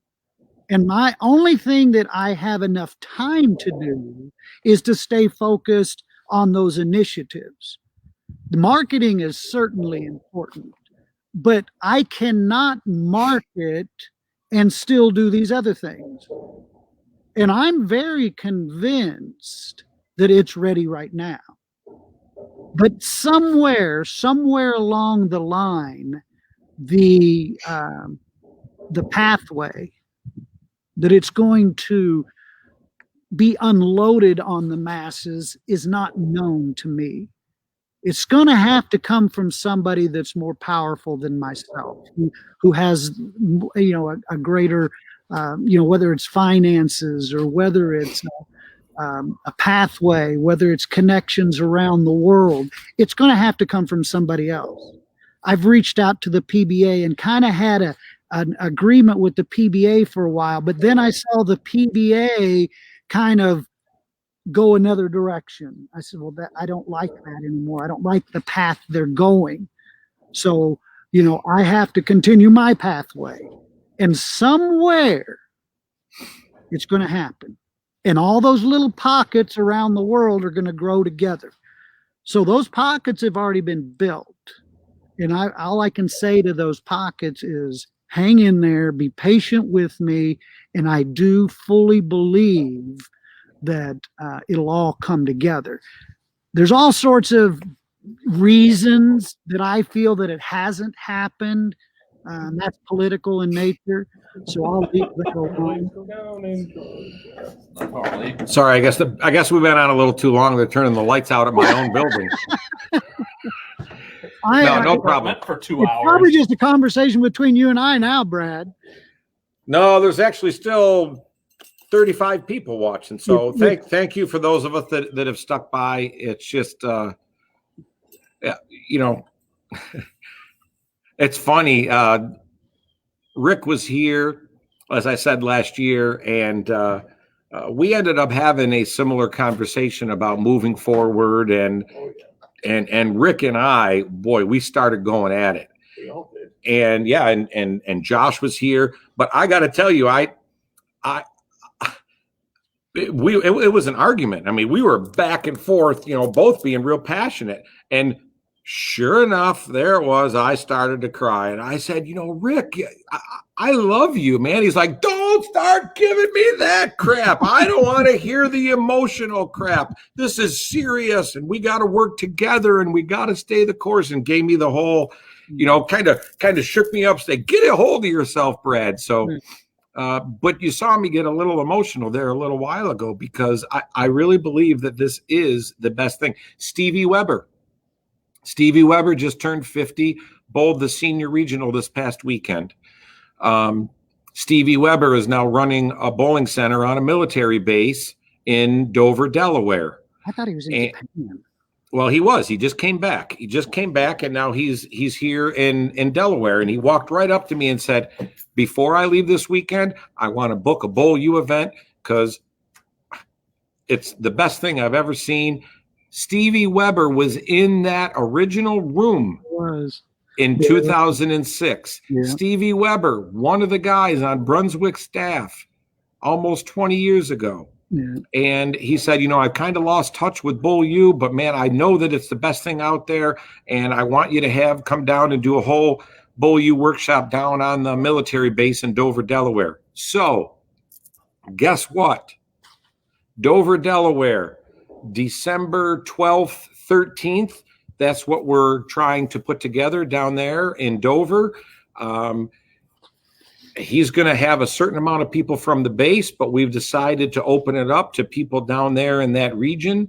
So if you're within an hour or two of Dover, Delaware, if we get enough people, there is some red tape that he has to go through to be able to get people on the base.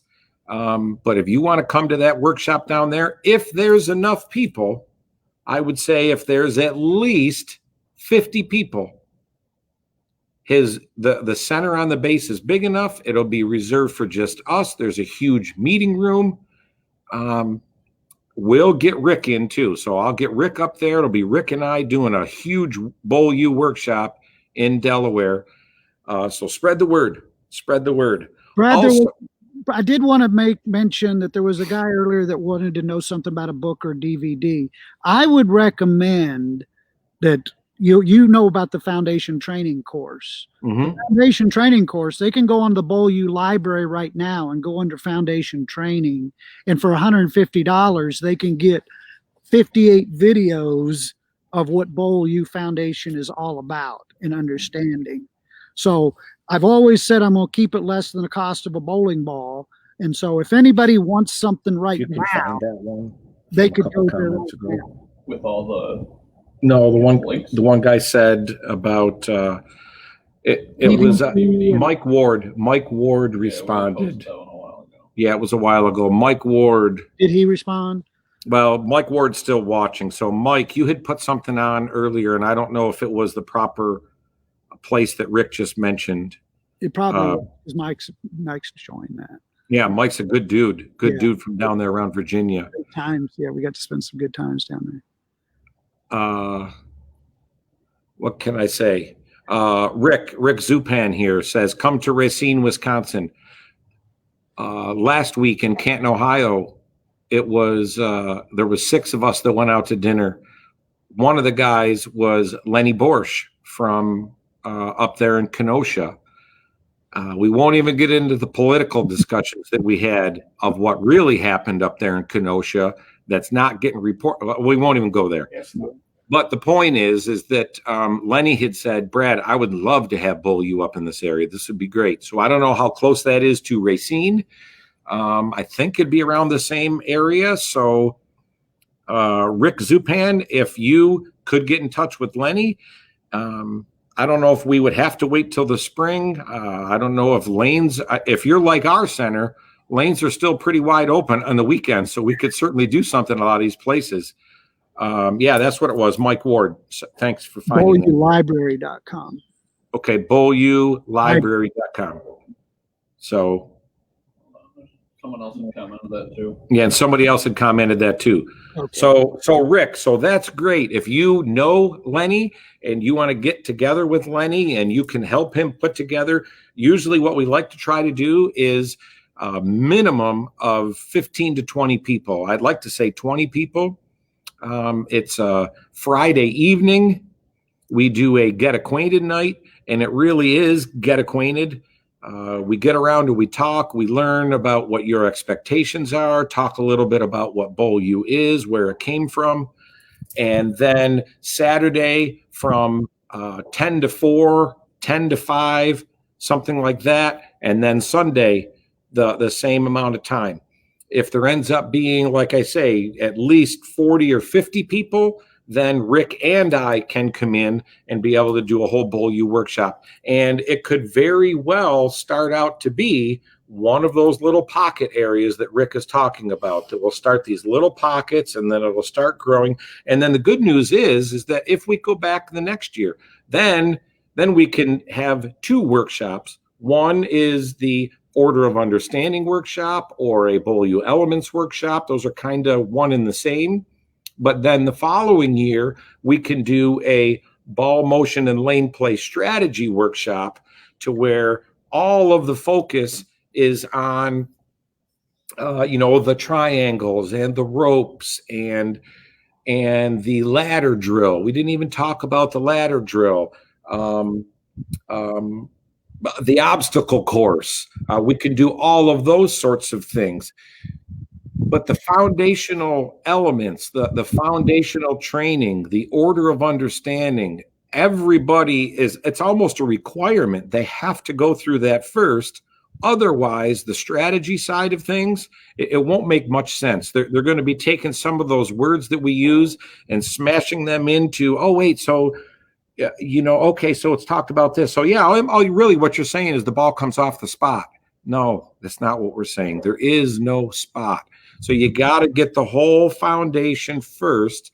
And then the following year, we'll get new people to come in and then they can go through that foundation training. But then we can stay for a couple extra days and take all the people that want to from the previous year and then plug them into some really neat stuff as to some of the stuff that Rick went into here. It's really cool when you get the people that even question Bowl U. Oh yeah, how can it be this? How can it be that? And they start out arguing, they start out debating. They become the biggest supporters because they find out, oh, that's what I'm teaching. I guess I just didn't understand what Bowl U was. And really, once they learn more about it, that's when we're all going to come together. When Right. all those people that think they know already start buying into it, because they're already using it, they just don't let people know it. They're using their own version of it. They're twisting it, manipulating it around, and I don't care. That's fine. That's the start of it. I want them to take the next step. Let's work together. I don't care who you are, because there's some great coaches out there, great coaches. And as soon as we start sharing those common messages that you alluded to earlier, our sport will go through the roof. They just need to understand that. Just take the time, invest a little bit of money, and I can guarantee it. I would guarantee it. And I've showed you how I would guarantee it, Brad, by the growth. As we grow, this is what's going to happen. As we go a little bit bigger, this is what's going to happen. All people have to do is take the time to check it out. That's all they got to do. And when it happens, I don't know. I look forward to it, though. Okay, for those of you that are around here in Buffalo, in the Buffalo area, Rochester, if you're watching, I am going to start a Bowl U Elements class on Thursday evening, 1 week from tomorrow. So what's that date? I don't even know. 28. October 29th.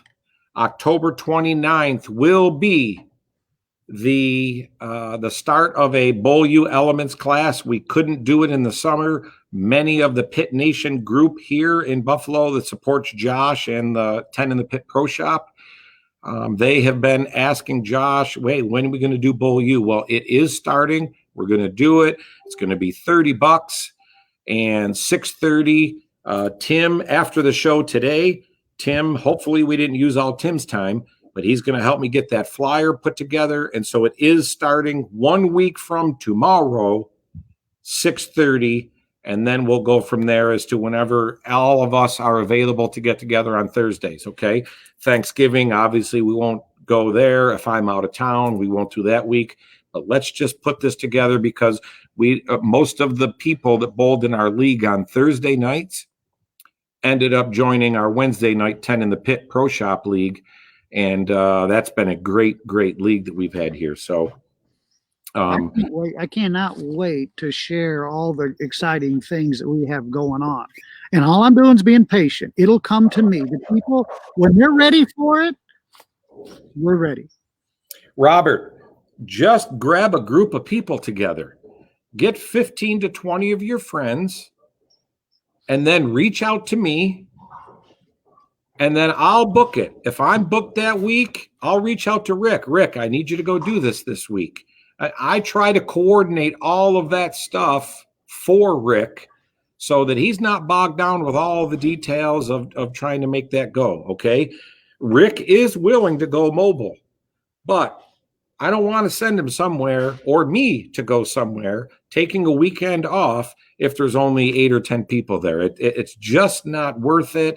It lacks in communication within the group. Some of the content is much better if there's that many people. And honestly, not to mention, it ends up being worth a little bit financially more rewarding for us to be gone that whole weekend to be able to do that. Okay. So 15 to 20 people is the perfect number. If there's a large group of people, Lenny, you and Rick, or Rick, you and Lenny for that matter, up there in Milwaukee area, if you guys want to put something together, I mean, let's do it and let's get it booked and let's get it out there. Okay.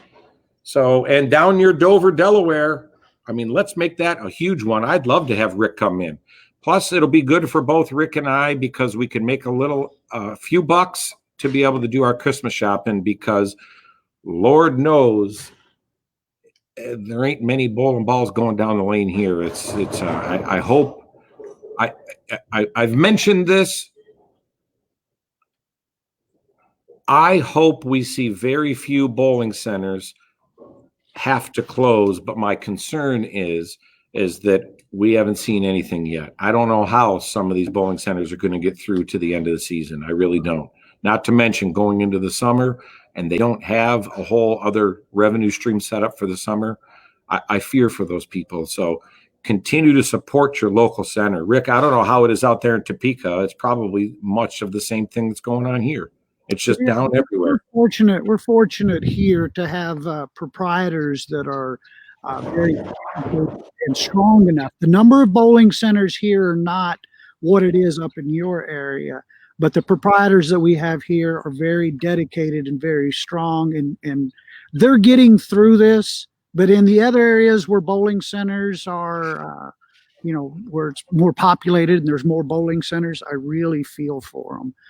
And I do hope that, everybody gets out and starts supporting the local bowling centers because that's really what it's going to take. And you have to, my message, and this is the way I'm taking it, I've isolated myself.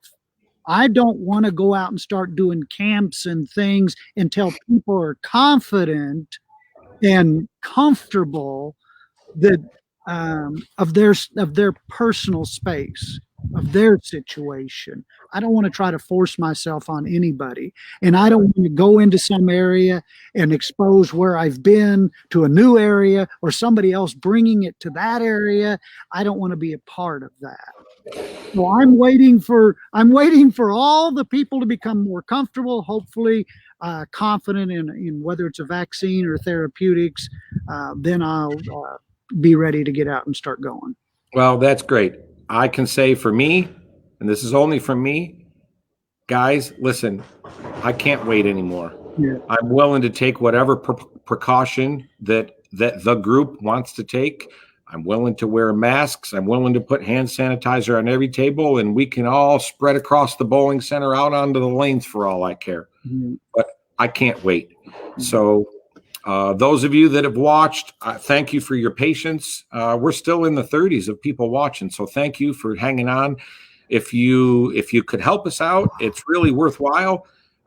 Put together something Bowl U in your area, and we'll come out there and we'll start turning this bowling world upside down.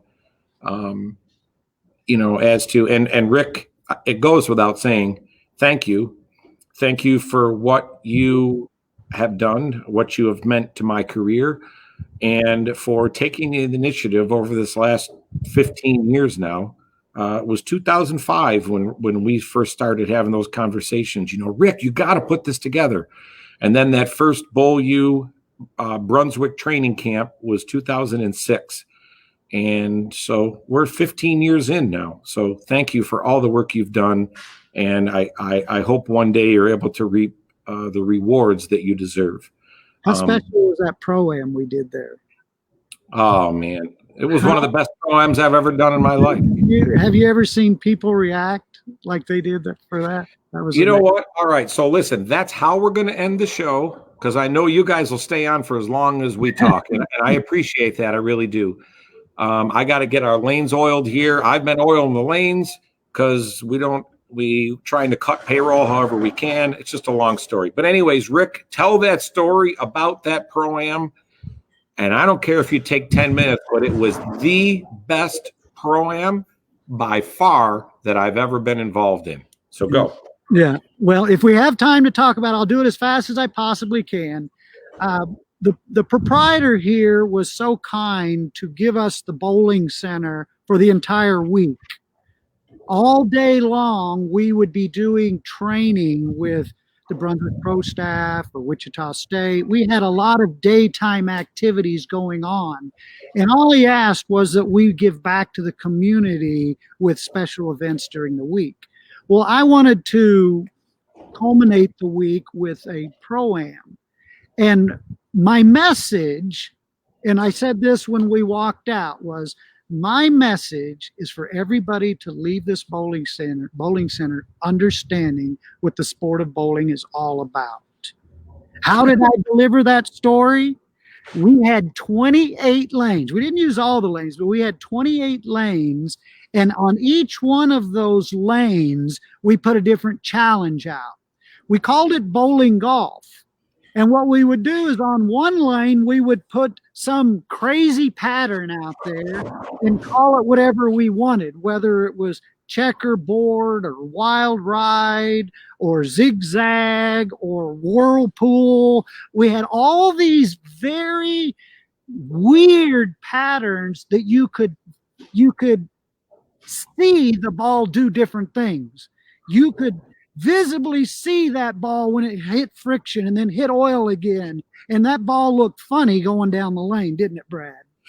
Well, I actually drew on a piece of paper. I drew each pattern, and we taped what the pattern was. We taped it on the console so you could see. Well, this one was called polka dots, and we had literally polka dots all over the lane. Another one was speed bumps, to where we had, 8 feet of friction and then 10 feet of oil and then 8 feet of friction. And you could see the ball go down, and then it would hook, whoop, and then it would straighten out, whoop, and then it would hook and straighten. You could see that. So go ahead, Rick. Well, you could actually see the challenges, those invisible challenges. We've always said that bowling is the only sport that's a battle with an invisible course.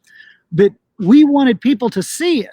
So we did that with those courses. Then we put the PBA patterns at the time. We put them out there.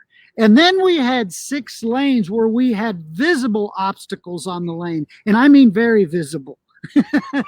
We had trees.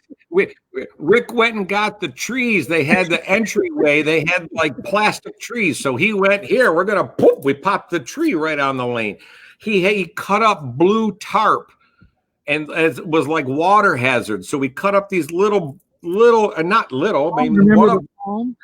Yeah, and so then Rick got the lane oil, and he was dumping the lane oil right on the tarp. Mm-hmm. If somebody hit the tarp, you'd see the oil come shooting up the back, and you didn't even realize that we were going to make a mess. What else? He had carpet. Remember the foam? We had the foam that would, you hit the foam, it would detour. This guy, This guy went and bought this foam mattress. Mhm. He had the 6-inch foam mattress, and he was cutting it with a electric knife that you would carve a turkey with.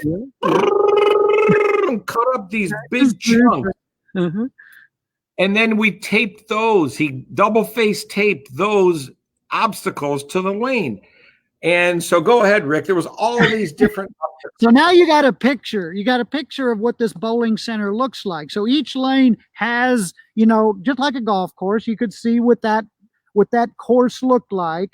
And then you had to go across the house. So you bowled, your 18 lanes, whatever it happened to be, and you're the lowest score would win. And you had 4 shots. Well, if you didn't knock all the pins down in 4 shots, we added the number of pins left standing to 4. So after 4 shots, there was 3 pins still standing. You got a score of 7 for that hole and went to the next one. So lowest score would win.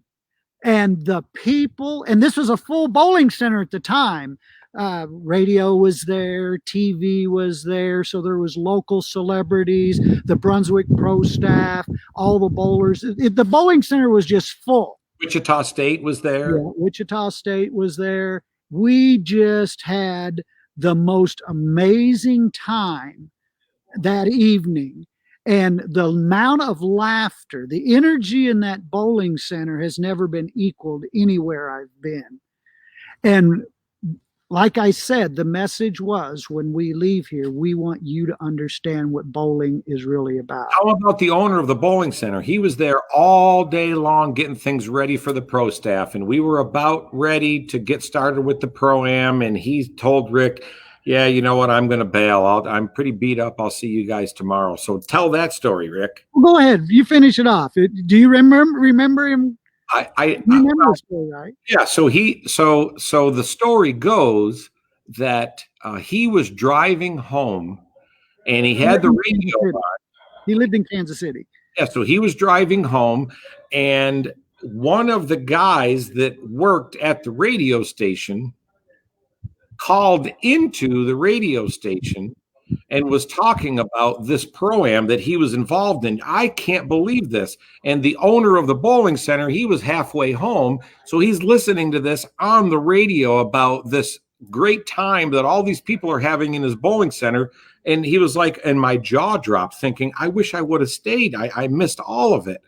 But this guy from the radio station, he called in and all he could say was, I have never seen anything like this in a bowling center. Yeah, I've been moonlight bowling and cosmic bowling, but this was fun. They got obstacles all over the bowling center. There was oil. We had this one lane. It was called the Sahara Desert.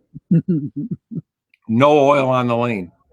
Some of the best bowlers in Topeka, they got 14s on that lane. They couldn't knock over 1 pin in 4 shots. The very next lane was called the Great Flood. Oh, this guy, he had oil the entire lane. Well, 50 feet, but it was flooded. Okay, so how long did it take for it to be the entire lane?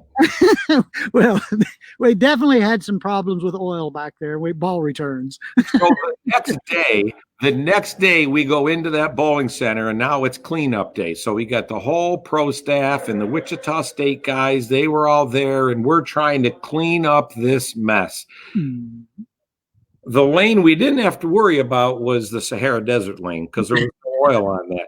But the lane that was the Great Flood, we had oil in the gutters that had fallen off down into the gutters and in their what do you call it? The bumpers that came up. Oil was all over in the back. The ball returns, the guy had to sit, the mechanic had to sit on that lane and push the ball returns back. There was oil all over the parts in the back. Yeah.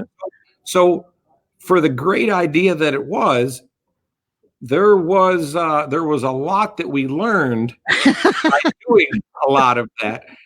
The double face tape that we used to stick down the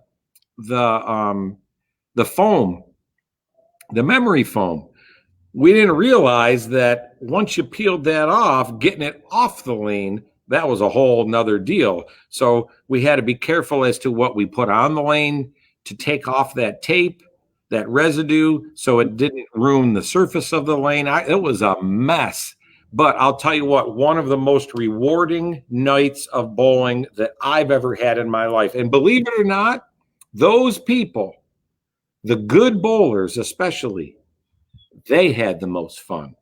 And every one of them said the patterns that they had the least amount of fun on were the 5 PBA patterns. They got over there. Yeah, we've bowled on these before. We like these other patterns because we can't bowl on these just anywhere. And then Rick had these. Those little bumper, the little bolt, the Brunswick domes that we were using to serve. And he put suction cups on those, and to where he suctioned them to the lane. Yeah. And if you hit one of those, your ball would ricochet into the gutter so fast, but it would move that a little bit. Yeah. And you put 3 or 4 of those on a lane and let anybody just start throwing balls down and those things start moving. Yeah. That was transition. That's what we just told the people. Well, that's what happens even when you're bowling. Really?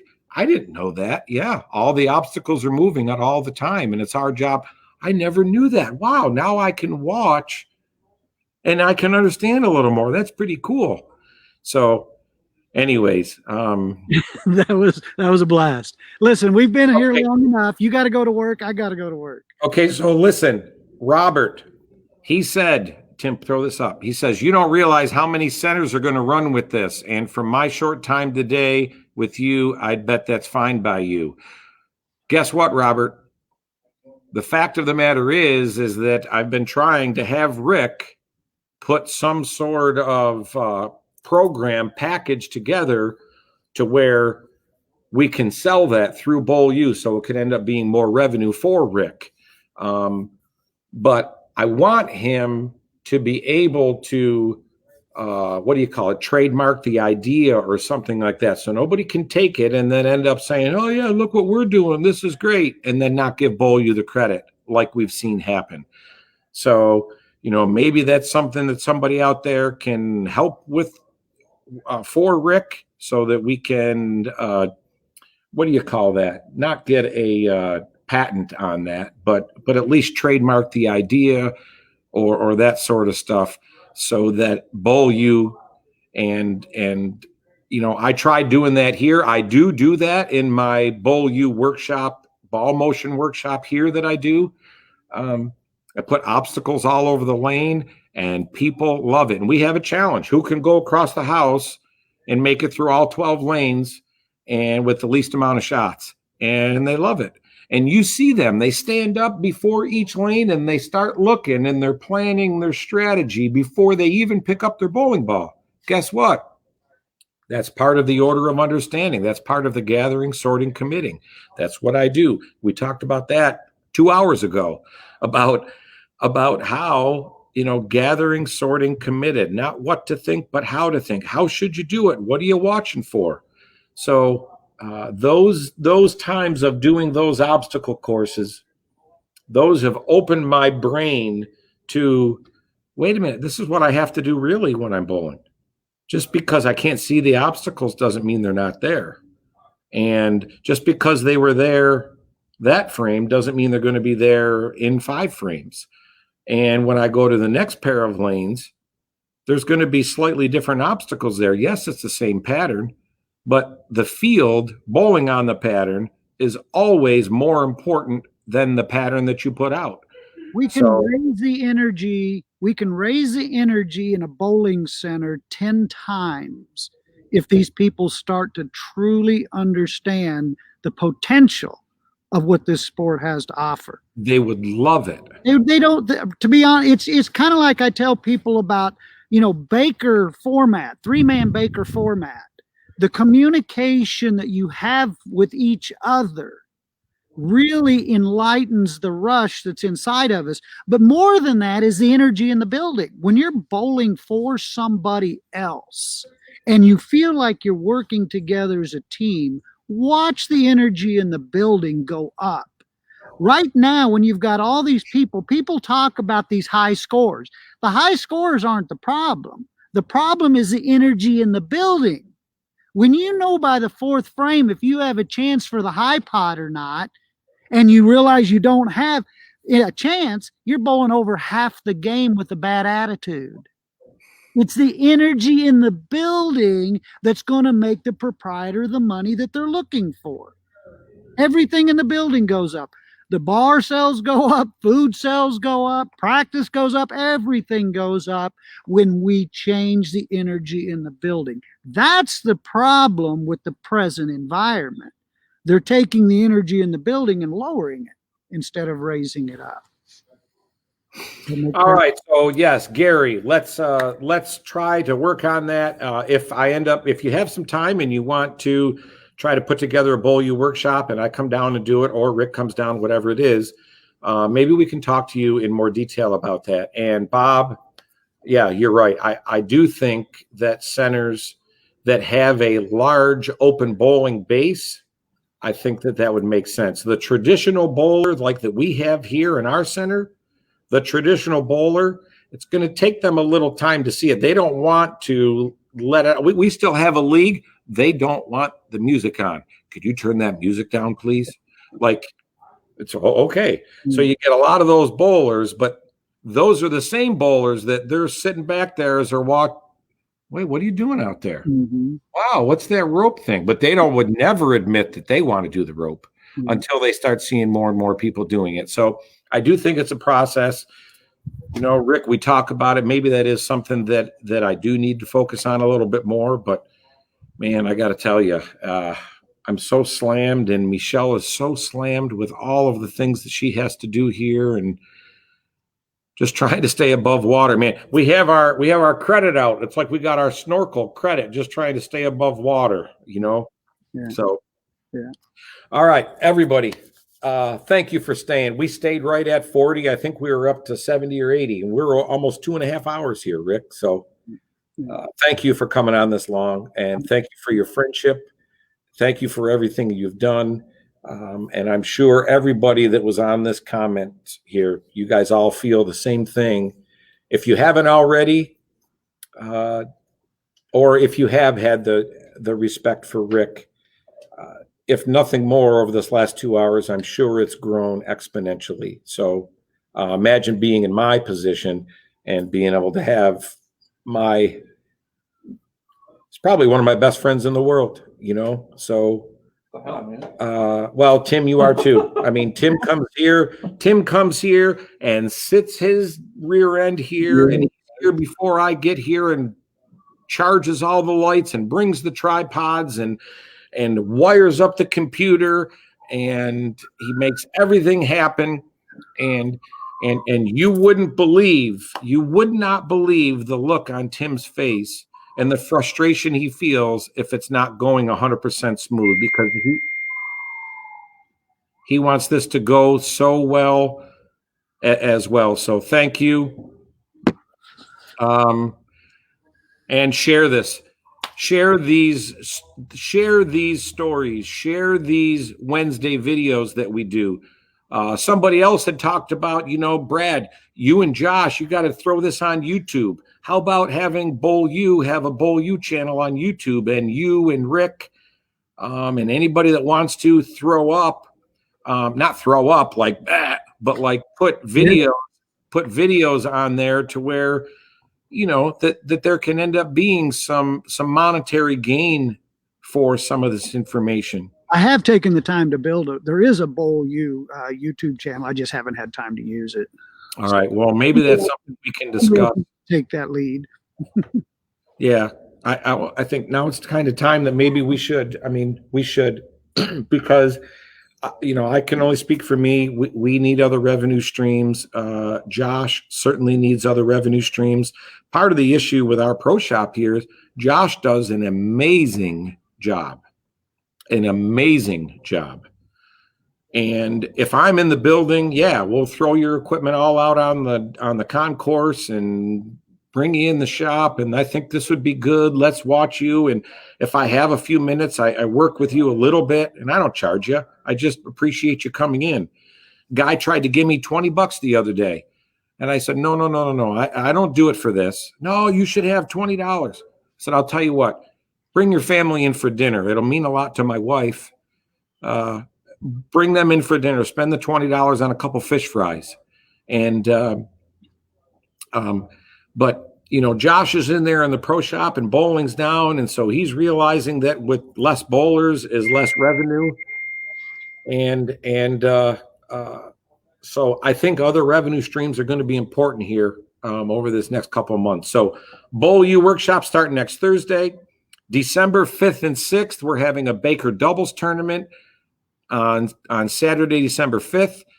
Sunday, December 6th is a singles tournament. We're getting a flyer out for that soon. So set aside that weekend. And I don't know. I guess I could try to promote all the time. Rick, thanks for being on here as long as you were. I appreciate it. You bet. Everybody Okay. have a great day. Thanks, guys. For all the Love all right of you. reasons. Later. Yeah, and you know what? I'm really mad at Kansas City for beating Buffalo the other day. So screw you, Rick Benoit. Your You're Kansas referees City. tried to help. You saw that. Well, they didn't need to help. The Bills were tackling people when they were going into the stands. That's all right. We deserve it. We deserve a couple good years. Take care, guys. Okay, see you guys. Tim, how do I get off here? I got it. Okay, see ya.